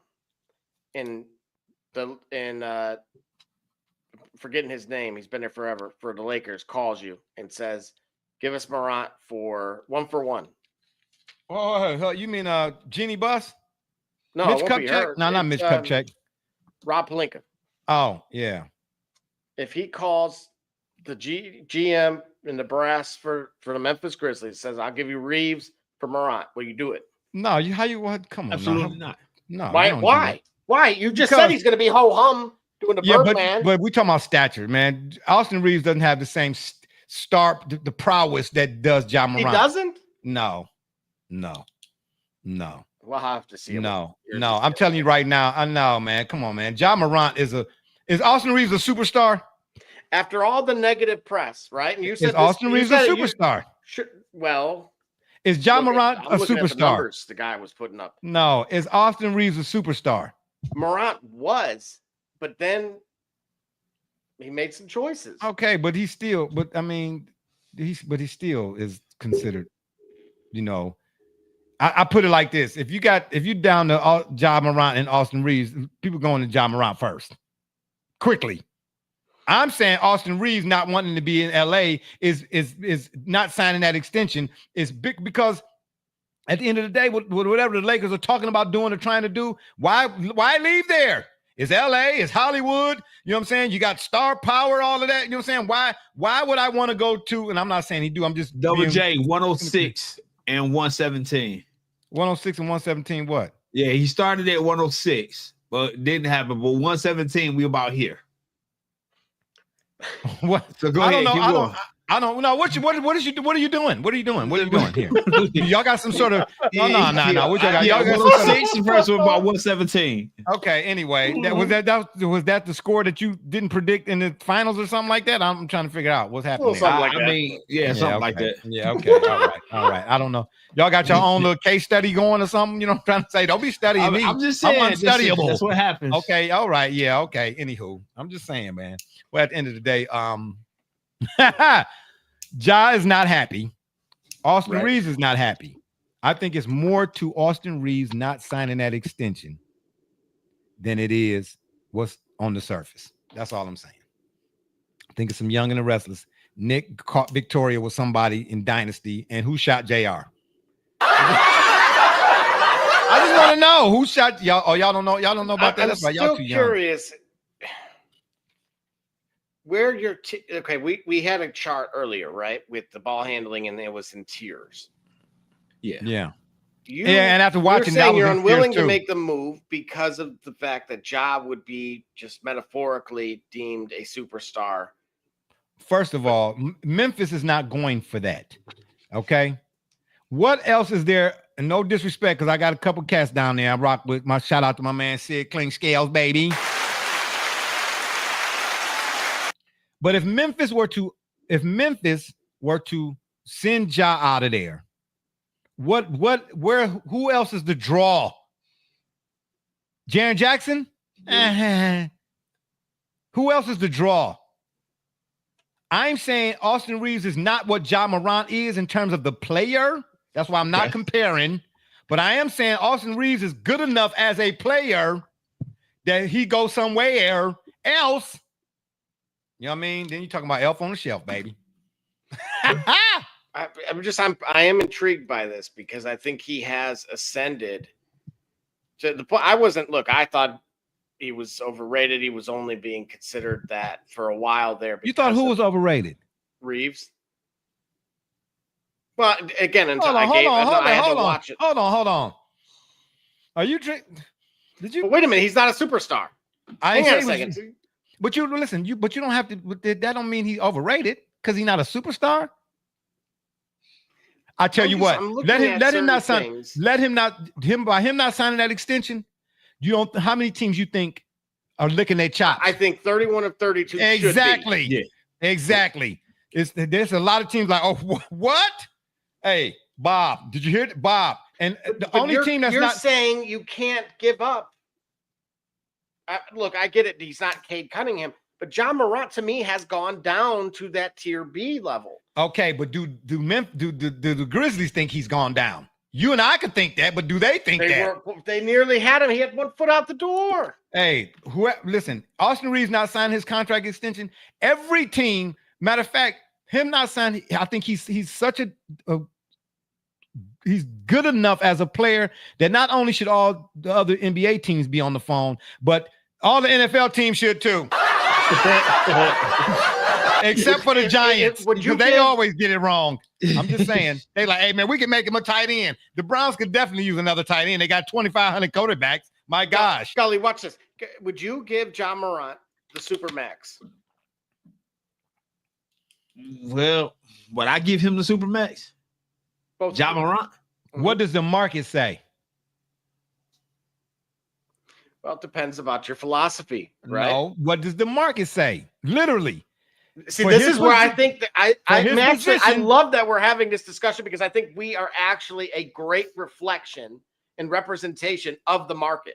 Okay, that so there are two very different scales right now of who he was, without a doubt, right? But now he has lowered himself to right back where he's allowed Zion, the turtle, to get back into the race. Well, all you got to do is hand Zion a hamburger, and this is bad. Here it is.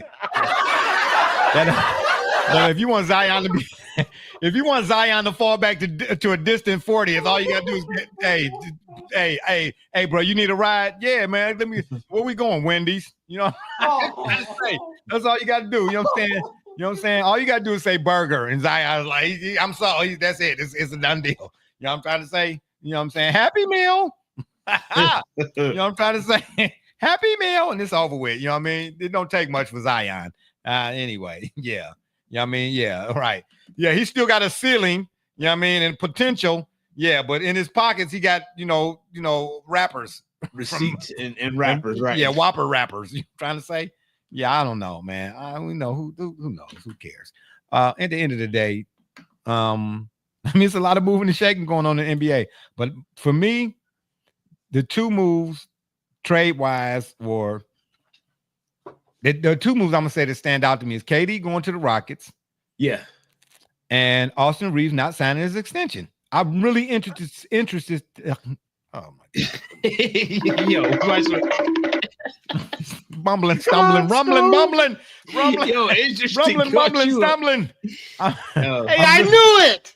I knew I'd seen it before. Oh my gosh! Who wants to see Roger Goodell? Look at that. Oh my God! Right. Yeah. Hey, Adam Silver don't look like he's from this planet, bro. I'm just trying to tell you, man. We ain't gonna never, ever. No. 10 more we years. Can forget it. Right, we can forget it, bro. We can forget it. I'm just saying.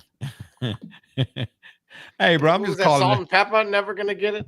Right. Yeah. Well, I ain't got to get none. You know what I'm saying? To have some. You know what I'm saying? Like now, later. You know what I'm saying? Eat some now, save some for later. That's all I'm trying to tell you. But at the end of the day, man, I am really interested to see where Austin Reeves goes.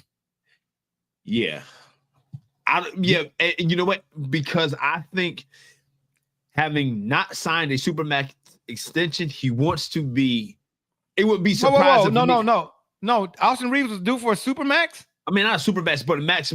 Basically, the Lakers can pay him more than anybody than any other team, right? He was talking about Ja signing the Supermax, I believe. Would you get Ja Supermax? No, but I'm saying in terms of Austin Reeves, the fact is, I don't think you do this contract. Just a max contract. Okay. So Gully, hold your thought. Because that brought to mind something else right quick. So if Austin Reeves is eligible, if I'm thinking this right, because I don't follow the NBA like I used to. He was eligible. That contract extension was a max contract extension. Am I right? Am I right or no? Yeah, 4 years, 89.2 million. Right. So what does that say then about him? Is that he not trying to go nowhere, and that's not potentially trying to be world champions next year. Yeah, because Spain was a world champion too. So I mean, well, I don't know what that's supposed to mean. Right. He might go to Spain, and then he challenge whoever, whoever the team in the United States. That's the world champion, because he has the best hypothetically, where do we? Because I think Austin Reeves, I think that's a big domino. That's all I'm gonna say. Hey, listen, the Clippers, that's a big domino. Who? The Clippers can certainly use them. Oh man, the Clippers, the Clippers ain't going nowhere, bro. Listen, think of the top four. Think of the top 4 teams in each conference. Oh my gosh, where wouldn't he fit? Who are the top 4 teams in each conference? And why? And what makes them one of the top 4 teams? Because he didn't sign. Like he wants an opportunity to play relevant basketball. Okay. So in the West, the top 4 teams are Oklahoma City, Denver. He's not going.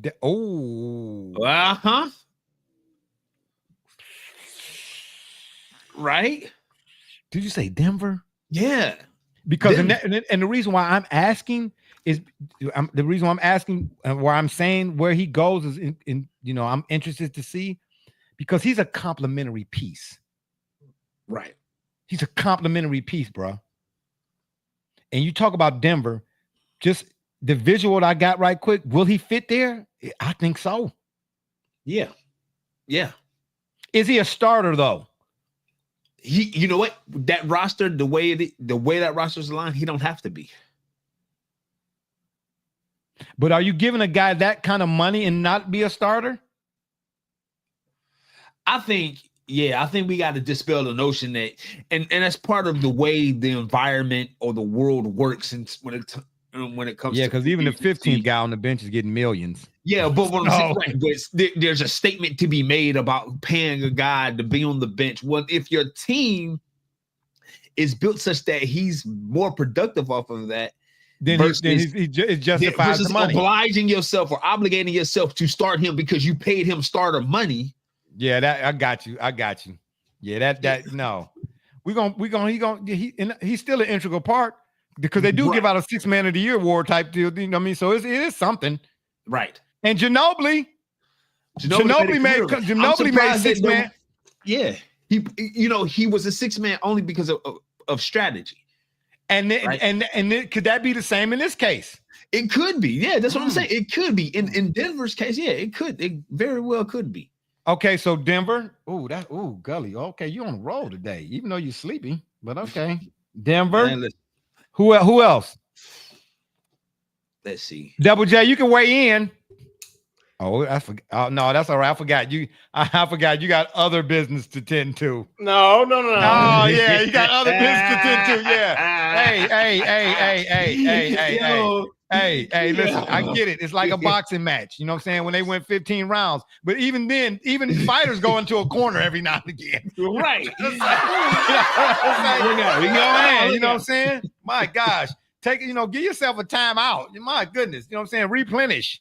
You know what I'm saying? Get you some Gatorade. Or some Pedialyte. You know what I'm trying to say? Or Body Armor. Body Armor Light. Peach Mango. Oh, wow. Okay. Well, I mean, if that's the case, you might as well just eat some suppositories or something. Anyway. Yeah. Denver. Okay. Who else you got?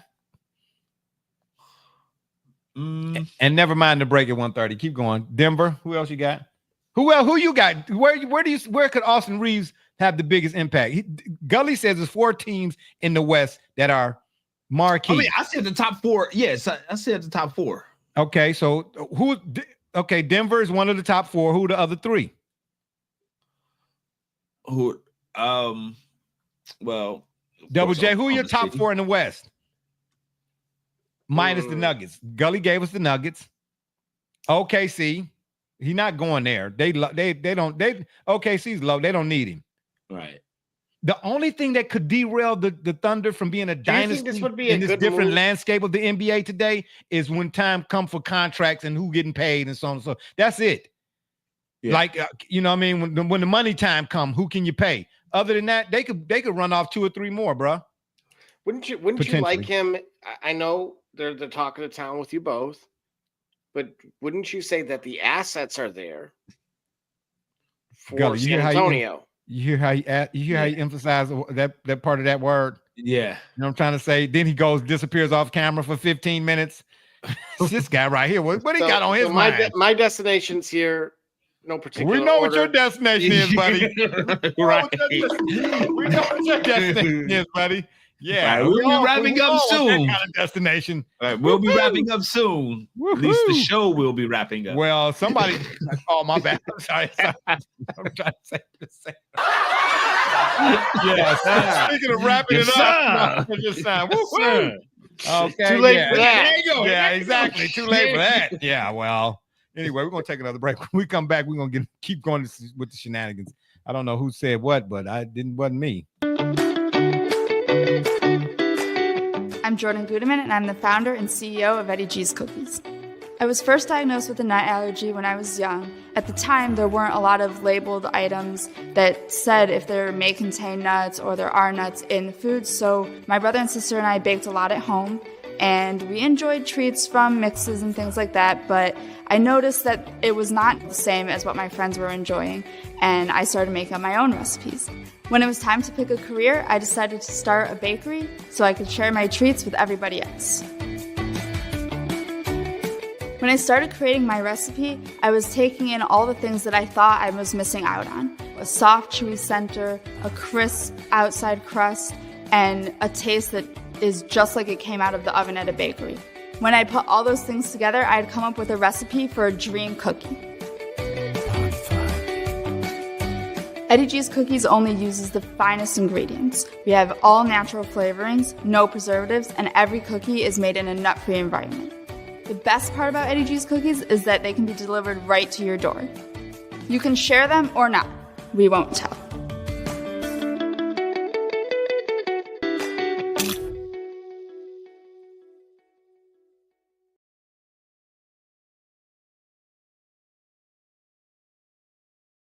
That's right. That's right.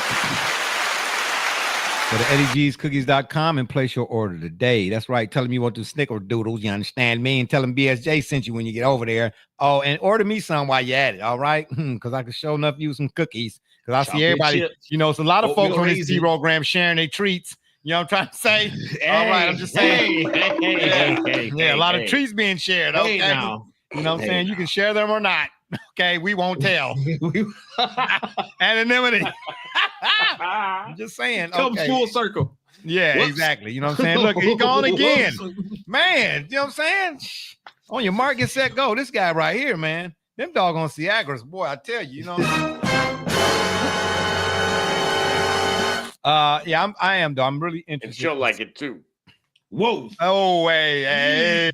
And on that note, it's been fun, y'all. But yeah, it's been sure enough fun on the run. I'm really interested to see where Austin Reeves goes. But Double J, finish what you were saying though. Your thought right there on that. Yeah, give me the 4 destinations for me: Spurs, Magic, Sixers, and Pacers. Oh man, nobody want to go to Philly, bro. I think they're looking to move on from the process. What, 30 years later? Hey, if I'm a player, I don't want to go to Philly right now. Yeah, Mrs. Alva. Yeah, ha, Helen. I don't want to go to Philly, bro. There's too much dysfunction over there. Like, what direction do you see the Sixers going for real? If you build around Maxey, I think he's a good piece. Man, don't say the word piece. Talking about people on the team. I don't know, bro. So, but tell me your 4 again, Double J. You said Spurs. Because again, I think right now, I actually think the depth of the team is almost a negative at this point because they have so much youth that let's see how it works chemistry-wise. And so wait. Yeah. If he goes to the Spurs, how would he fit there though?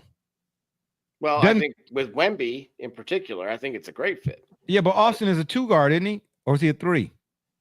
seen him do both for the Lakers. Okay, so but if you got to figure if you remind you now the Spurs got we just said it. God, gosh darn it. What was his name here? They got Bryant and they got Harper. Yeah. They got Fox, Castillo. So you got money to move with Fox. So you saying the Spurs going? Oh no. Mm-mm. Are you saying they're gonna move on from Fox? Yeah, absolutely. I think him because you have Castle. So then why did they go get him? Why, Gully? Why did that's your team? Why did the Spurs go get Fox just to get rid of him? Make sense of that one. Exactly. Yeah. There you go. Yeah. Exactly. Yeah. I'll give you a button for that. Yeah. Shout out. I would say, and unfortunately, it's only water in here. Like I can't make it make sense. I need something else in here. That sounds like something the Lakers would do. You know what I'm saying? Go get D'Lo, get rid of him, go get him again, get rid of him again, and then get him on the phone again. Like make up my mind. What y'all trying to do? It's just I don't know. Okay, so you say. I don't see the Spurs, Double J. Out of all the teams that we've mentioned so far, I could see Denver. I can see Denver. I can move. Got me now. Mm-hmm. Yeah, got you. I can also see Milwaukee.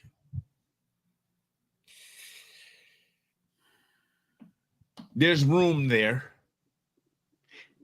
If Dame goes, Dame would have to be part of the money on the way out. And do you see that working for? But at this point, despite modern medicine, who would want Dame? See, when you that Achilles injury, man, a lot of teams gonna stay. They're gonna shy away from that.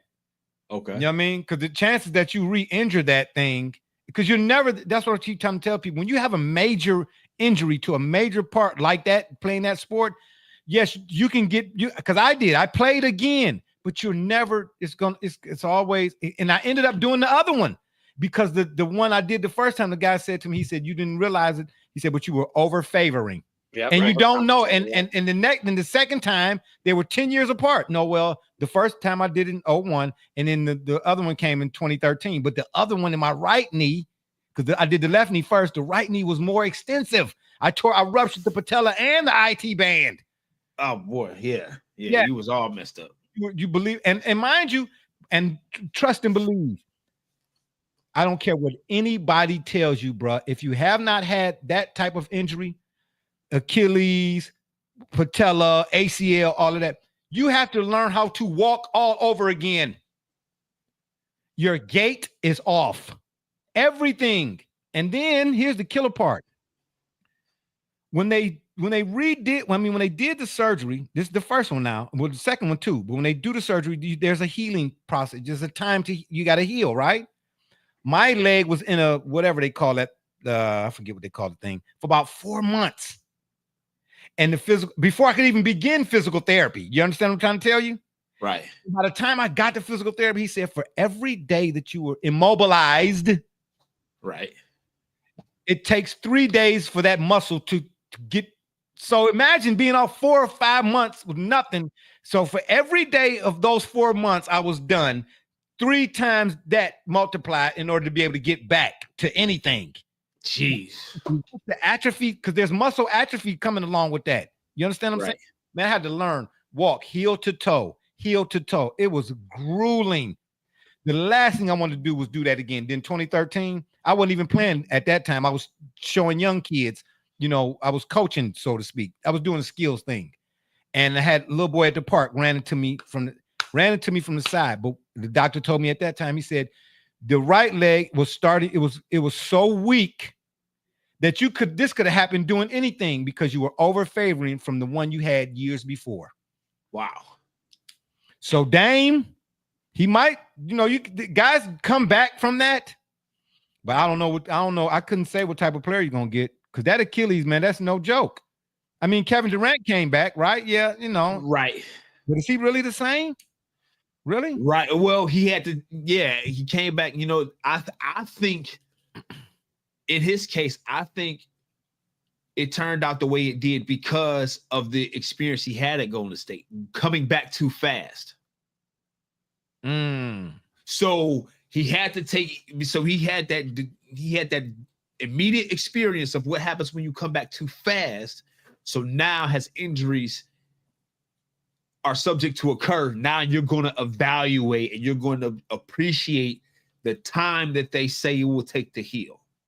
You're going to allow yourself time, at least if in Kevin Durant's case, you're going to allow yourself as much time as possible. When I say that from an efficiency point, not from taking all the time, but just taking as much time as possible, not skipping those days to try to rush back. Because I mean, heck, it even happened, affecting them in New Jersey or whatnot immediately after, leaving Golden State. So I think that again, he's going to take time. If you're looking at it, you're going to take the right amount of time. Because those days that you have, you can't, there are no shortcuts. And I think that's what you're getting at, Barbershop. There are no shortcuts to rehabbing. There's none. And then the way you play. Yeah. You know what I'm saying? If you like, we talked about Zion when Zion first hit the league or whatever. When you play with a violence, and I'm not saying Dame does, what I'm saying is Dame take a lot of fall back shots. You know what I'm saying? Jumping off that one leg, falling back on that one leg, or whatever the case may be. If yo, and I'm not comparing, I don't like player comparisons, but especially now they say this, whoever the guy is, they say this guy is the next that guy. No, stop that. Let that guy, whoever it is, be who he is. But even Mike Jordan, he had to deal with this. After he broke his foot, okay, he was still high flying a little bit, but as he started getting older and more, spending more years in the league and dealing with the bad boy Pistons and getting beat up, he went from an elevated game to a floor game. He had to come down back to the basket. You have to adjust your game when you have that type of injury. If Dame think he's gonna be coming out pulling up one shots contested from 100 feet all the time, and shooting 38 3 attempts a game, bro, that's every time you come up and come down on that, every time you come down on that, okay, all right. I don't want to see it happen to you again, but you got to make adjustments. As a player, you have to make adjustments. You do. You really, really do. All right, give me 4 East teams, and we're gonna talk about some of this boxing, Crawford and Canelo, because I got one question. All right, so I told you Milwaukee. Okay. Because in Milwaukee, that might make up for the Middleton. Right. Or deal. Okay, right. I can see that. I can see that. Fill a void there. I can see that. Trying to make a run. Why couldn't Rick Carlisle use him? And if that roster is already subject to be under flux, and that's just if what I'm saying, if somebody decides, hey man, I want out of here. If they, that might not be bad, right? Well, who would you if you Indiana though? Who would you? Well, Connell is definitely staying. Oh man, TJ Barea. Oh, absolutely. Shout out to my man TJ Barea. Whatever it takes. Like, yo, TJ Barea was killing. Man. And you know what? I think that's what Rick Carlisle, we always talk about coaching versus the player and who's culpable and all that type of stuff. There was a questions after the fact. Should Halliburton have played in that game 7? Well, it's a game 7. Yeah. But I say game 5 is where Carlisle messed up. Okay. Let TJ do what TJ was doing. You know what I'm saying? When Halliburton, because then that game 5 is where he kind of messed with it, kind of tweaked it, or it kind of happened or something or another. No, it happened before, I think. And then he came back in game 5 or something like that. Game 5 is the game that Halliburton shouldn't have played in. To tell you the truth. You know what I mean? Okay. But game 7, definitely. And you just let TJ do what TJ do. But then again, I don't know, man. I'm not a conspiracy theorist or nothing, but the Tim Donaghy could have been Carlisle got the phone call like, look, we know we're trying to we're trying to make the face over here. I'm gonna need you to pull a Popovich. Oh, what's a Popovich? I'm gonna need you to pull Tim Duncan. I'm gonna need you to have Tim Duncan on the bench so Chris Bosh can get the rebound. You gotta mute him, man. Oh man. Hey, okay, so let me ask you this then. Yeah. I keep asking the question. I cannot get an answer. Why was Tim Duncan on the bench in that crucial moment and Chris Bosh got that rebound? Why? When this is the same Greg Popovich, with all due respect, that took Kawhi Leonard and shook him up and said, hey, it's your time. He also is the same one who drafted Livio Jean-Charles. Okay, say that fast sometimes. Yeah, I don't want to see that chart again. Lord have mercy. Okay. I'm just saying, bro. He's a world-renowned player. Who's a world-renowned player? Livio Jean-Charles. Oh, okay. Is he a world champion, though? Yep. Oh, okay. Is he an NBA champion? He will be. Nope. He ain't neither. He will be. And when he does, he's going to be a world champ. Hey, listen. If his first name ain't Oscar and last name Schmidt, let me see Schmidt. Okay, I don't want to hear it, or better yet, I don't want to hear. I'm just saying. Yeah. Mm-hmm. Okay, we're gonna take another 20 seconds. When we come back, we're gonna get in some of this boxing talk because this is basketball talk. I mean, I'm all talked out right now. Austin Reeves, that's the domino that you should be looking for. And KD to the Rockets. We'll see what MA can do to that guy that day. Hey, KD, go get a brush or something because I'm tired of seeing that gravel on top. I'm tired of seeing I'm tired of seeing the gravel. You know what I mean? We're gonna get to. Don't do that, Double J. Stop. Well, get some more cookies.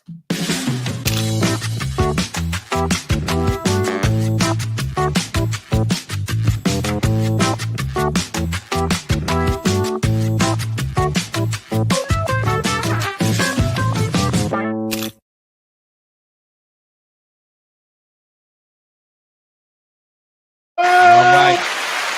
Shout out. We are back for the last half, 35,000 hours of the program tonight. You understand what I'm saying? But I want to say again, make sure you get them Eddie G's cookies. You can go to Riverside Market, the place that Double J and Mrs. Alva own. Shout out to them for ownership. But I don't know why we wasn't invited to get to cut the ribbon, Gully. I'm trying to say, I don't know why. You know what I mean?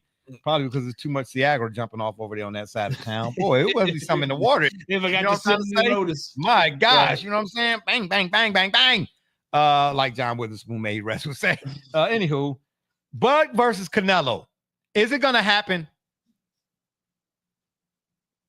Okay, silence envelops the room. Yeah, okay. It is. You think it's gonna actually happen? Ain't gonna be no last minute cancellations? No. Okay. Well, now I got one question because Reek was over here yesterday. Absolutely. You know what? No, remember we talked about here we this. go. Now you got a lot to say. No, because it's the back. It's the back. First of all, he doing. Everybody was kung fu fighting. Got you all in. No, listen. No, it's the backing of this fight. It is how important boxing is. Oh, that's well, boxing ain't really important. Hold on. How important combat sports are to the sports entertainment landscape. John Jones retired, bro. UFC is done. We talk about boxing. You said combat sports. I mean, it's all inclusive. Why is UFC done? That's a whole nother topic. But my bad. My fault. Sorry, I forgot. I thought we were doing the turn, bro. Keep on the train. Okay, got you. You keep doing this. I'm just saying. On the bus. We're on the bus. You keep wanting to train. Exactly. I want to get off the bus. We got to get here. Yeah, we got to get here. Okay. So it's who's supporting the fight, who's backing the fight, how important it is to the landscape of combat sports. These are in terms of backing the fight. Deontay Wilder is back on. Oh, my bad. You want to talk about him? But keep going. Who's backing the fight? I'm saying the Saudis. There's no interest in the political theater that we get typical of boxing. Promoters getting in the way, alphabet organizations getting in the way, networks getting in the way. No, this fight is going to make the most money. The most money is going to be made for all those involved by it actually taking place without having the theatrics, without the, we're going to do this on this day, we're going to do this on that day. No, without having sanctioning fees and all that. They're cutting through all of that. They cut through all the red tape, the bureaucracy, everything that we hate about boxing. All that's being cut out. The fight happening is going to make everybody the most money. Okay, so all right. So it's we're past the point of it not happening, is what you're saying. Correct. Okay, and with that being said, who you got? I have Terrence Crawford. And can we get a little brief take as to why?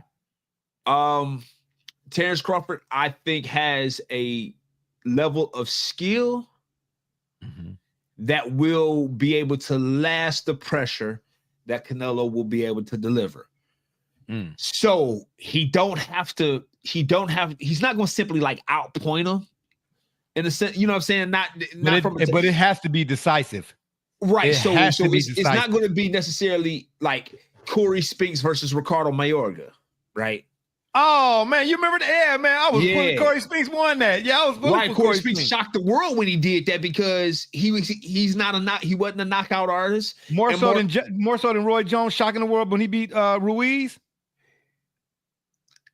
Or Kelly Patrick when he beat Jermaine Taylor. Was it Jermaine Taylor? Yeah, did he beat Jermaine? I believe he did beat Jermaine Taylor. Yeah. Okay. That's more shocking than probably. Okay. So what I'm saying is, I think COYC will. Here's the caveat. Here's the problem. It's two problems that's been presented. First of all, it's not a fear factor. Make no mistake about it. That is not a fear factor. I've seen some things circulating about, Canelo being a type of fighter that Terrence Crawford ain't never seen, and being face to face with, we talk about auras and Canelo didn't pose that type of intimidation towards Terrence Crawford, in my opinion. But there is an acknowledgement though. I feel like there is an acknowledgement though. Okay, I'm in the ring with a real one. That Terrence Crawford did, I think, respectfully understand. He's not. He may feel like he overrated, but he's still real, right? Canelo Alvarez is still a really great fighter. Here's the problem. He's not to estimate Canelo. Bud's been boxing long enough that he know who in front of him now. Right. So there are two problems that I see that interfere with that may affect my decision. One, Canelo Alvarez has never, in my opinion, been hurt. I've never seen him. But he would have been had who did he not fight that he should have fought? Doesn't matter. Was it Benavidez? It doesn't matter. Benavidez, because Benavidez would beat the brakes off him. No, it don't matter. It doesn't matter. Yeah, it do matter. No, it doesn't. Because that's like Dimitri Bivol not being a power puncher. That's like saying, has Canelo ever lost a fight? Yes. Yeah, he lost. He got out. Listen. Bivol was much bigger than him, and Bivol beat him soundly, but Bivol never even hurt him. Okay, well, let me say it like this then. So hold on. Let me say this then, because here was my thing. The only thing I'm looking at is, can Bud take from? Because I'm going with Bud. Can Bud take from Canelo what Amir Khan couldn't? Because Amir Khan was piecing Canelo. Beating the brakes off Canelo until Canelo caught him with that shot. But hold on. Did you see Canelo get hurt? Think about it, and I'm glad you. But see, I ain't see all of Canelo's fights though, so I can't say. I've seen enough of Canelo's fights versus punchers, brawlers, tacticians, above weight, below weight. He went in the ring with Triple G. Mm-hmm. What I saw from him and Triple G is he gave Triple G the best that he had, and Triple G ate Canelo's punches. But what I saw, Canelo ate Triple G's punches as well. He's never been hurt that I've seen. I've never seen Canelo. Okay, so based on that, hurt. then how are you picking Bud? See, Gully, to your point, I actually disagree. I think he did get hurt with some counters by Trout in 2013. Okay. Cotto landed some solid shots on him. Yeah, Cotto landed some solid shots. And if anybody truly tested his chin, it would have been Triple G. But the Bivol fight, it looked like he was dazed in the later rounds where he was just off. He was balance. worn down, right? Yes. All right. So here's part two to this. We all can acknowledge we think he might have been Buzz. We don't know if he was. We ain't sure. You can already say Errol Spence. No. Oh. The other part is what I think we can all confidently assert is we know that Crawford's going up in weight. That was my concern in the beginning. I don't care how old or weather beaten Sergey Kovalev was. Canelo knocked him out. But if Styles make fights, that ain't got nothing to do with what's upcoming. Nah, but if Styles make fights, we talking about the ability for power to connect.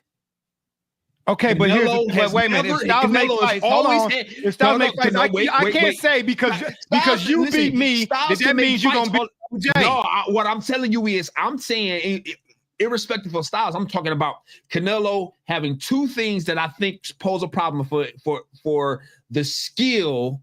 That I think that the abundance of skill that Canelo doesn't have, well, I should say the abundance of skill that Crawford has over Canelo. Canelo's never been hurt, and Canelo's power doesn't go away. Okay, but let me ask you this, He's though. touched Let me ask everybody you he's this, though. fought. Let me Styles ask make you this, fights or though. not. Okay, Go let me ahead. ask you this. In the case of a guy, and I'm using the De La Hoya fight as a reference, Okay. and not against Mayweather. Okay. On the flip side, has Canelo ever fought anybody? Because to me, Canelo and De La Hoya are I see similitude in terms of how they fight. They're Canelo more fought in- methodical, robotical, rigid. When De La Hoya, mind you now, De La Hoya was mopping, and De La Hoya was I'm not taking it. De La Hoya was mopping dudes. When he ran into Sweet Pea had him so flambustered, if that's even a word. De La Hoya switched up his style in the mid-fight. We had never seen De La Hoya do that. De La Hoya couldn't figure Sweet Pea out. So, has Canelo ever seen a guy like Bud, a guy who, because they did a ranking thing, like who gets the edge in power? Yes, he did. He saw one 12 years ago named Floyd Money Mayweather. And Canelo's fought differently ever since. Yeah, but listen, when you get a guy, Canelo get a guy who has that type of movement ever since he ain't fought it. Listen, I'm watching. Well, I'm telling you who the prognosticators, they give him the edge. Canelo Alvarez has not fought the same since he lost to Mayweather. Because he learned from that fight. That don't mean that don't mean he's learned. Listen, you could train a guy all day, every day to fight against that, but he's going to. Bro, listen, when you go into the ring, bro, you're going to revert back to what you know. Correct. Once you get hit. So here's the thing. all the times he's been. Go ahead, Gully. To your point, the patterns that I recognize that throw Canelo off. So the guys who move, correct, slick footwork and angles. Right? Thank you. Guys with movement still bother him before and after Floyd. So again, so as far as straight punches, right? Then the defensive shell and counters, it makes him hesitant to open up. Like who? Whom? Like who? Floyd. Yes. All right. Even after Floyd, Amir Khan to an extent. So okay, Amir Khan, right? So when we look at Amir Khan. And we look at Cotto, because Cotto, even though Canelo got the decision over Cotto, I think it was because he caught Cotto at a time in his career where Cotto was probably worn down. Well, after Margarito did what he did to Cotto, I'm surprised Cotto got back in the ring with anybody. Right. So he fought an aging Cotto, a game but aging Cotto, and he fought an Amir Khan who was still had quite a bit left in the tank. He caught Amir Khan. Was the only Amir Khan got any kind of chin. Canelo taking the L. To your guys' point, this is why it's a very interesting fight to me, because going up in weight does seem to lean more towards Canelo, because that's his preferred. That's his natural, right? That's what he used to that.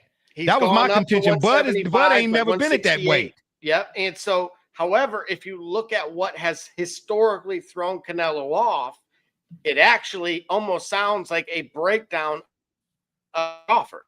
So let me throw this out here. Mobile, smart, right? Disciplined, high IQ with it, and then of course that big frame and distance control. That all means Bud. Did Canelo not do the same thing that Bud is doing? Didn't Canelo go up weight classes too? Correct. Yes. They did the same thing. So if Canelo can do it, why can't Bud do it? I'm not suggesting that Bud can't. Oh, okay. I'm just trying to see what the applications of the situation. I'm telling you that two things that you guys have not refuted yet. Have y'all ever seen Canelo hurt? I can't. No, but I have not seen. All right. So listen. So here's what I'm saying. Okay, right. All right. So even given this grading on a curve of you haven't seen all of Canelo's fights, I'm telling you. And we've seen enough of Canelo in over the years. Tell me the time the Benavidez. Benavidez what? He didn't fight Benavidez. Hey man, I'm just saying, man. Okay, on fight night. I'm saying. So what I'm saying. And this is a challenge to the world. This is a challenge to all the social. This is a challenge to the entire space that we in. Show me the reels where Canelo got punches. All right, I'll give you. Let's make it clear. Show me a Mosley Mayweather moment in Canelo's career. The closest you're going to get is the fight he lost in May of 2022. The fight who lost? Canelo, where he versus Bivol? Yes, in about round 10 or 11 when Bill heard him. The combinations, absolutely, he was getting hammered upstairs. Was he shaky? His hands went down. That's the only time I've ever seen Canelo's hands drop. Right. So and then he lost the fight. So he did lose the fight, right? Because that came as a culmination, right? And you talking about this? What that was? What 9, 10, 11? What round was that we talking about? Yeah, 11. Okay, well, listen, 11. You asked it. I don't recall it. Double J does, but you asked us, did we see it or has it been done? All right, cool. So and Double J is giving you an example. It has been done, regardless of what round it was. It's on tape. Okay, so that's the challenge. Can Crawford? My thing is, can Crawford I'm telling you like this. Let Bud take the same type of shot that Amir Khan took,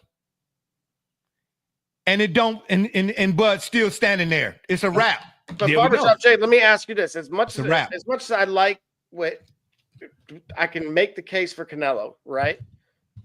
Triple G, when his jab was able to get Canelo's head to snap back. Yeah. Wouldn't you argue that Bud's would be equal or greater than? Possibly equal. Well, but see, here's the thing. Mayweather got his head to snap back on his jab. But you cannot discount the weight thing. That's a big deal. If a guy's used to walking around, I mean, if that's the guy, if 180 or set, whatever it is, that if that 168 is my natural, you see what I'm saying? And you got to come to see me at that. That weighs. Now, how much it weighs, the fact that I don't know in this case. But then on the flip side, let me say it like this. The old adage is what? It ain't the size of the dog now. It's the size of the fight in the dog. When you take a guy, if you go and look at what Bud didn't had to go through, when you take a guy who has no fear of, and a guy who grew up in the streets, and a guy who fought for his survival, not a guy whose parents had a couple dollars, and I'm not saying about Canelo, I'm just saying, and a guy whose parents had a couple dollars and wanted to get their son into boxing, Bud had to get it out the streets.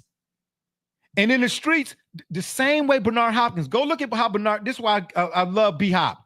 When B-Hop was in prison, and the ring they had in prison, you had to fight. It didn't matter. If you was going to do that, you had to fight whoever that guy pointed out. So if that guy that pointed out wasn't in your weight class, you still got to whoop his, you understand what I'm trying to say? B-Hop had to fight whomever and however they put in that ring, bro. When you get a guy who went through like Andy Dufresne, bro. When you get a guy who done crawled through 500 yards of and come out clean on the other side, I don't care who you put in front of him. I'm not betting against that guy. I'm not, because that's a different mentality. When you hit a guy, that's what I'm saying. That's the only thing I want to see. When Canelo hit him with that Amir Khan shot, I want to see how Bud responds. Because when you hit a guy with your best stuff or whatever it is, and he eat it, oh man, right, yeah, I'm laughing. Yeah, it's a lot of slow singing and flower bringing. No, I'm laughing because everything was good, everything looked good on Canelo and Charlo until Charlo felt that first punch from Canelo. That's what I'm trying to say. Mike Tyson said it. He said everybody got a game plan. Everybody looks sweet shadow boxing. You know what I'm saying? Till you get hit in the nose. Like, oh, you know what? I don't want to do this no more. Man, when Canelo landed that first one on Charlo, I'm trying to tell you, bro. It was a whole different fight. He was like, oh, wait a minute. Okay, so this is real. Right. Is it live or is it Memorex? No, this is live. I'm trying to say, he spent the whole fight surviving the KO moment, bro. He spent the whole fight. But to your guys' point, that mobility factor, even in his last fight where he was highly annoyed, right? You could see he was like, come on, bro, you're running away from me. I'm clearly winning this thing. But are you talking about Canelo? Yeah, whoever that dude was, where it was just disgraceful. Skull. Yeah, but there was to me, if I'm scouting him, there's a monster takeaway from that, because if depending this on what makes me think that Canelo wouldn't have beaten Pacquiao either. Oh, wait a minute. Oh. And you know what? You're No. saying I think you have an interesting point. No, I don't that think Canelo tactical would have beaten ability. Pacquiao. Because if Pacquiao don't do anything at all, he punches at angles. I want to say, what was the last Pacquiao time? punched at incongruent angles. He did. Correct. That's the thing. That's what. Yeah. Because Pacquiao could throw a punch and you be moving out and he coming with one of them. It catch you on the get out. Right. But my bad. You was about to say something. Yeah. My bad. Go ahead. Yeah. Well, no, I'm just again. The more I've thought about it, I thought even going way back to Miguel Cotto's brother when he fought him early in his career, and he got him real early in a fight too. It just seems like those early rounds in particular. Who was the Ghanaian guy that Canelo fought early on? Lara. Yeah. That was closer than I thought a lot of people gave credit for. Right. A lot of people Let's go. Yeah, now thank you. Now what about now hold on. Was it close because the guys were scrapping and Lara connected more, or did Lara give him some punishment? Lara gave him some punishment, bro. Okay. Well, if I remember correctly, it was a difference of like 2 to 3 points in the scorecards. It wasn't. It's a lot closer. That's what I'm saying. Like it was a lot closer than I think anybody really remembers. But as far as he pressured him into his style of fight. But again, the southpaw stance, I thought threw him off a little bit more. Catered. Yeah, but is Bud southpaw? Dang, I've been watching. They ain't even paid attention positive. to that. Yeah. Ooh, I'm telling you, if I were drawing it up, there are certain elements to this that I would say it favors you, and if you can make Canelo chase you, because he has to. Right. There's a tactical way to beating him. To your point, however, I will say it's kind of like the concept of winning in Boston, which is you really have to win, right? That 5-point swing, the referees that's will get what I'm trying to say. Yeah. It has to be decisive, bro. Bud cannot go in there. If he leave it up to the judges, if you leave it in the ref's hands, you're not getting I'm trying to say it's a done deal. Right. Triple G. It's a done deal. There you go. Great example. Great. Yep. It's a done deal. Yeah, Even though, you know what? I had to say, hindsight being 2020 or whatever, I think I know why Triple G didn't get the decision in the first fight. Why? At the end of the fight, much like even the video games, I think the later fight nights would do it. They would give you the punch map. Okay. When you look at the map, okay, though, at a point, Triple G connected. I'll say marginal, being that it was a visible difference, a visibly higher amount of punches that Triple G landed over Canelo. When you look at the punch map, Triple G landed headshots almost exclusively.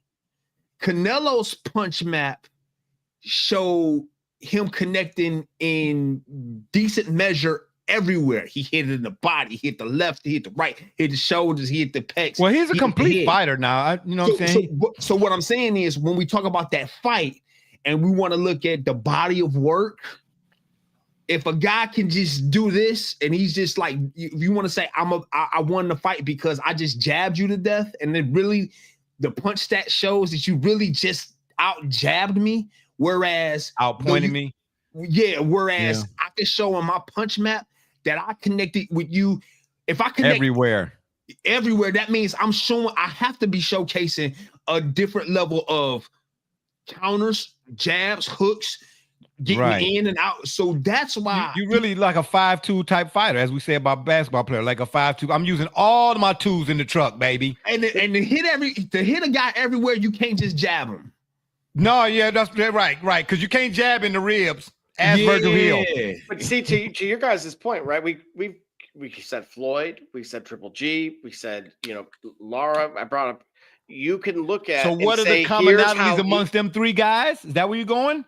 Well, more so what Canelo did, like what he learned from each of them, right? Whether it was patience and rhythm control to his ability to handle kind of slick maneuvers. He started to become more of a complete fighter where the way he started winning has changed. That is probably my only concern about Bud in the fight, is that I think Canelo has more than one way to win. And Bud has already this kind of silent thing in the back of his mind that is, I have to make this look, I have to convince everyone that I've won this fight. Otherwise, we get a Triple G result. But here's what I'm saying to you, bro. Everything that we've discussed so far, they're all factors. But when you line the factors up, there's got to be factors that weigh more than others. In boxing, when you get a guy, man, who don't have no conscience, so to speak, that to me is the ultimate factor. Like when they say when you back a rat into the corner or a raccoon, you're saying when you back, you never know the strength of a mother until her baby is in danger type. You know what I'm trying to say? She could be 5'2", 114 pounds, but when she see that car rolling down the driveway towards her child on the tricycle, that mother gonna lift. She can lift that car off the ground. Right. It's this. Right. Bud, he done been through the type of stuff in his life that I don't. I hate to say like kill or be killed type of. You trying to say he's gonna beat him convincingly. It's gonna be the volume. It's gonna be the jab pressure. It's gonna have to be. He's gonna walk him down. I'm not kidding. It's right there. Yeah, but I just like me and Reek was over here yesterday, Gully. Yeah, he's our boxing analyst. You know what I'm saying? Right. And he said, "Man, I got Bud." He said, "But the one thing, can Bud take that shot?" I told you. That's what I'm saying. He said, "Can Bud take that shot?" It's not to say that it's not to suggest that Bud is frail or overrated. It's to suggest that Canelo, no matter love him or hate him, Canelo have thunder in them gloves. He got thunder. And I haven't heard a fighter say, "Yeah, when he touched me, it really wasn't like that." Oh yeah, no. See, we heard Lamont and Roach, if he did, they were just capping. Right. We heard Lamont Roach say that about Tank Davis. Like, it didn't. We can say he capping or not, but he did go to this. You know what I'm saying? It was a draw. Right. I ain't never heard nobody say that. Yeah, when he touched me, it really wasn't that bad. Not a one fighter. Heck, not even. I don't even really think Mayweather said that. Mayweather just made sure that he didn't get touched. That was the key. That's just it, right? Yeah. So, to my knowledge, I'm just glad it ain't been me. Hurt? Who? Say what? As much as we asked about Canelo, has Bud ever been hurt? Notably, no. Not to my knowledge. Not that I know of either. Okay. Yeah, and that's a question I haven't asked, but I like to think so. I know it didn't happen in the Spence fight. Oh yeah. Oh boy. Oh wow. Man. Don't. But hey, man. But and on that note, that was the Jey Uso moment. Yeah. Yeah. Yeah. Exactly. 4 letters, 1 word. Yeah. I don't know, man. All I can tell you is I'm looking forward to it because finally, my whole hang up with boxing has been because Gully, we grew up. Holyfield, boxing is still my favorite combat sport. Yeah, it's still my. Yeah. I still would prefer. But we don't see enough. We don't see enough of it. You know what? Sugar Ray, Hagler, Hearns, Donnie Lalonde, even Chuck Wepner, heavyweights. All of them. We saw, bruh, every Saturday if we was over somebody's house watching a fight. ABC Wide World of Sports. That's what I'm saying. When is the last time you've been over my house for fight night? Right. When you was 13. Right. There's too much time in between these types of fights, bro, and that has drawn my ire in terms of the love I had for the sport. It's dwindled considerably. So here we go. We got one of them Hagler Hearns, Duran. Is that what this is? We finally got one. When was the last one that we could even put in that sort of category? Regardless of who the names were. It was Spence Crawford. Okay, well, all right. I'm just saying, finally we getting ready to see what we supposed to have been seeing with regularity, if you ask me. I'm just saying. Saturday, September 13th, 2025, the clash is gonna go down. I'm rolling with Bud, Double J's rolling with Benavidez, Gully is rolling with Bud, And Mrs. Alva, she says, who you picking, Mrs. Alva? She says Salvador Sanchez. Let's get on out here. Oh you know what I'm saying? Anyway, on that note, it's been fun, but we got to run. Oh, excuse me. On that note, I'll leave you with this quote. Sorry about that. Get in where you fit in, but don't be a try-hard trying to fit in. Want me to read that again? Get in where you fit in, but don't be a try-hard trying to fit in. Okay? Anywho, it's been fun, but we got to run. Don't forget to check us out every Thursday at 9:30 on the PM side right here on the Yard. Or y'all can check us out on Facebook, Twitter, Instagram, the shop's fan page, and of course YouTube. When you're over at the tube, please hit that subscribe button. We'd be much obliged. If that don't work, y'all can Google it. For my dudes, Be Rich, Double J, D Gully. Yes, you know what I'm saying? Yeah, you thought and all those who follow and support us, we say thank you. I'm Barbershop Jay, and you've been listening to the Shop Report. And remember, the next time y'all want to know what's really going on, man, come to the shop. Walk-ins are always welcome. Holla! Yeah, put your shoes back on the right feet. And Double J, take a break.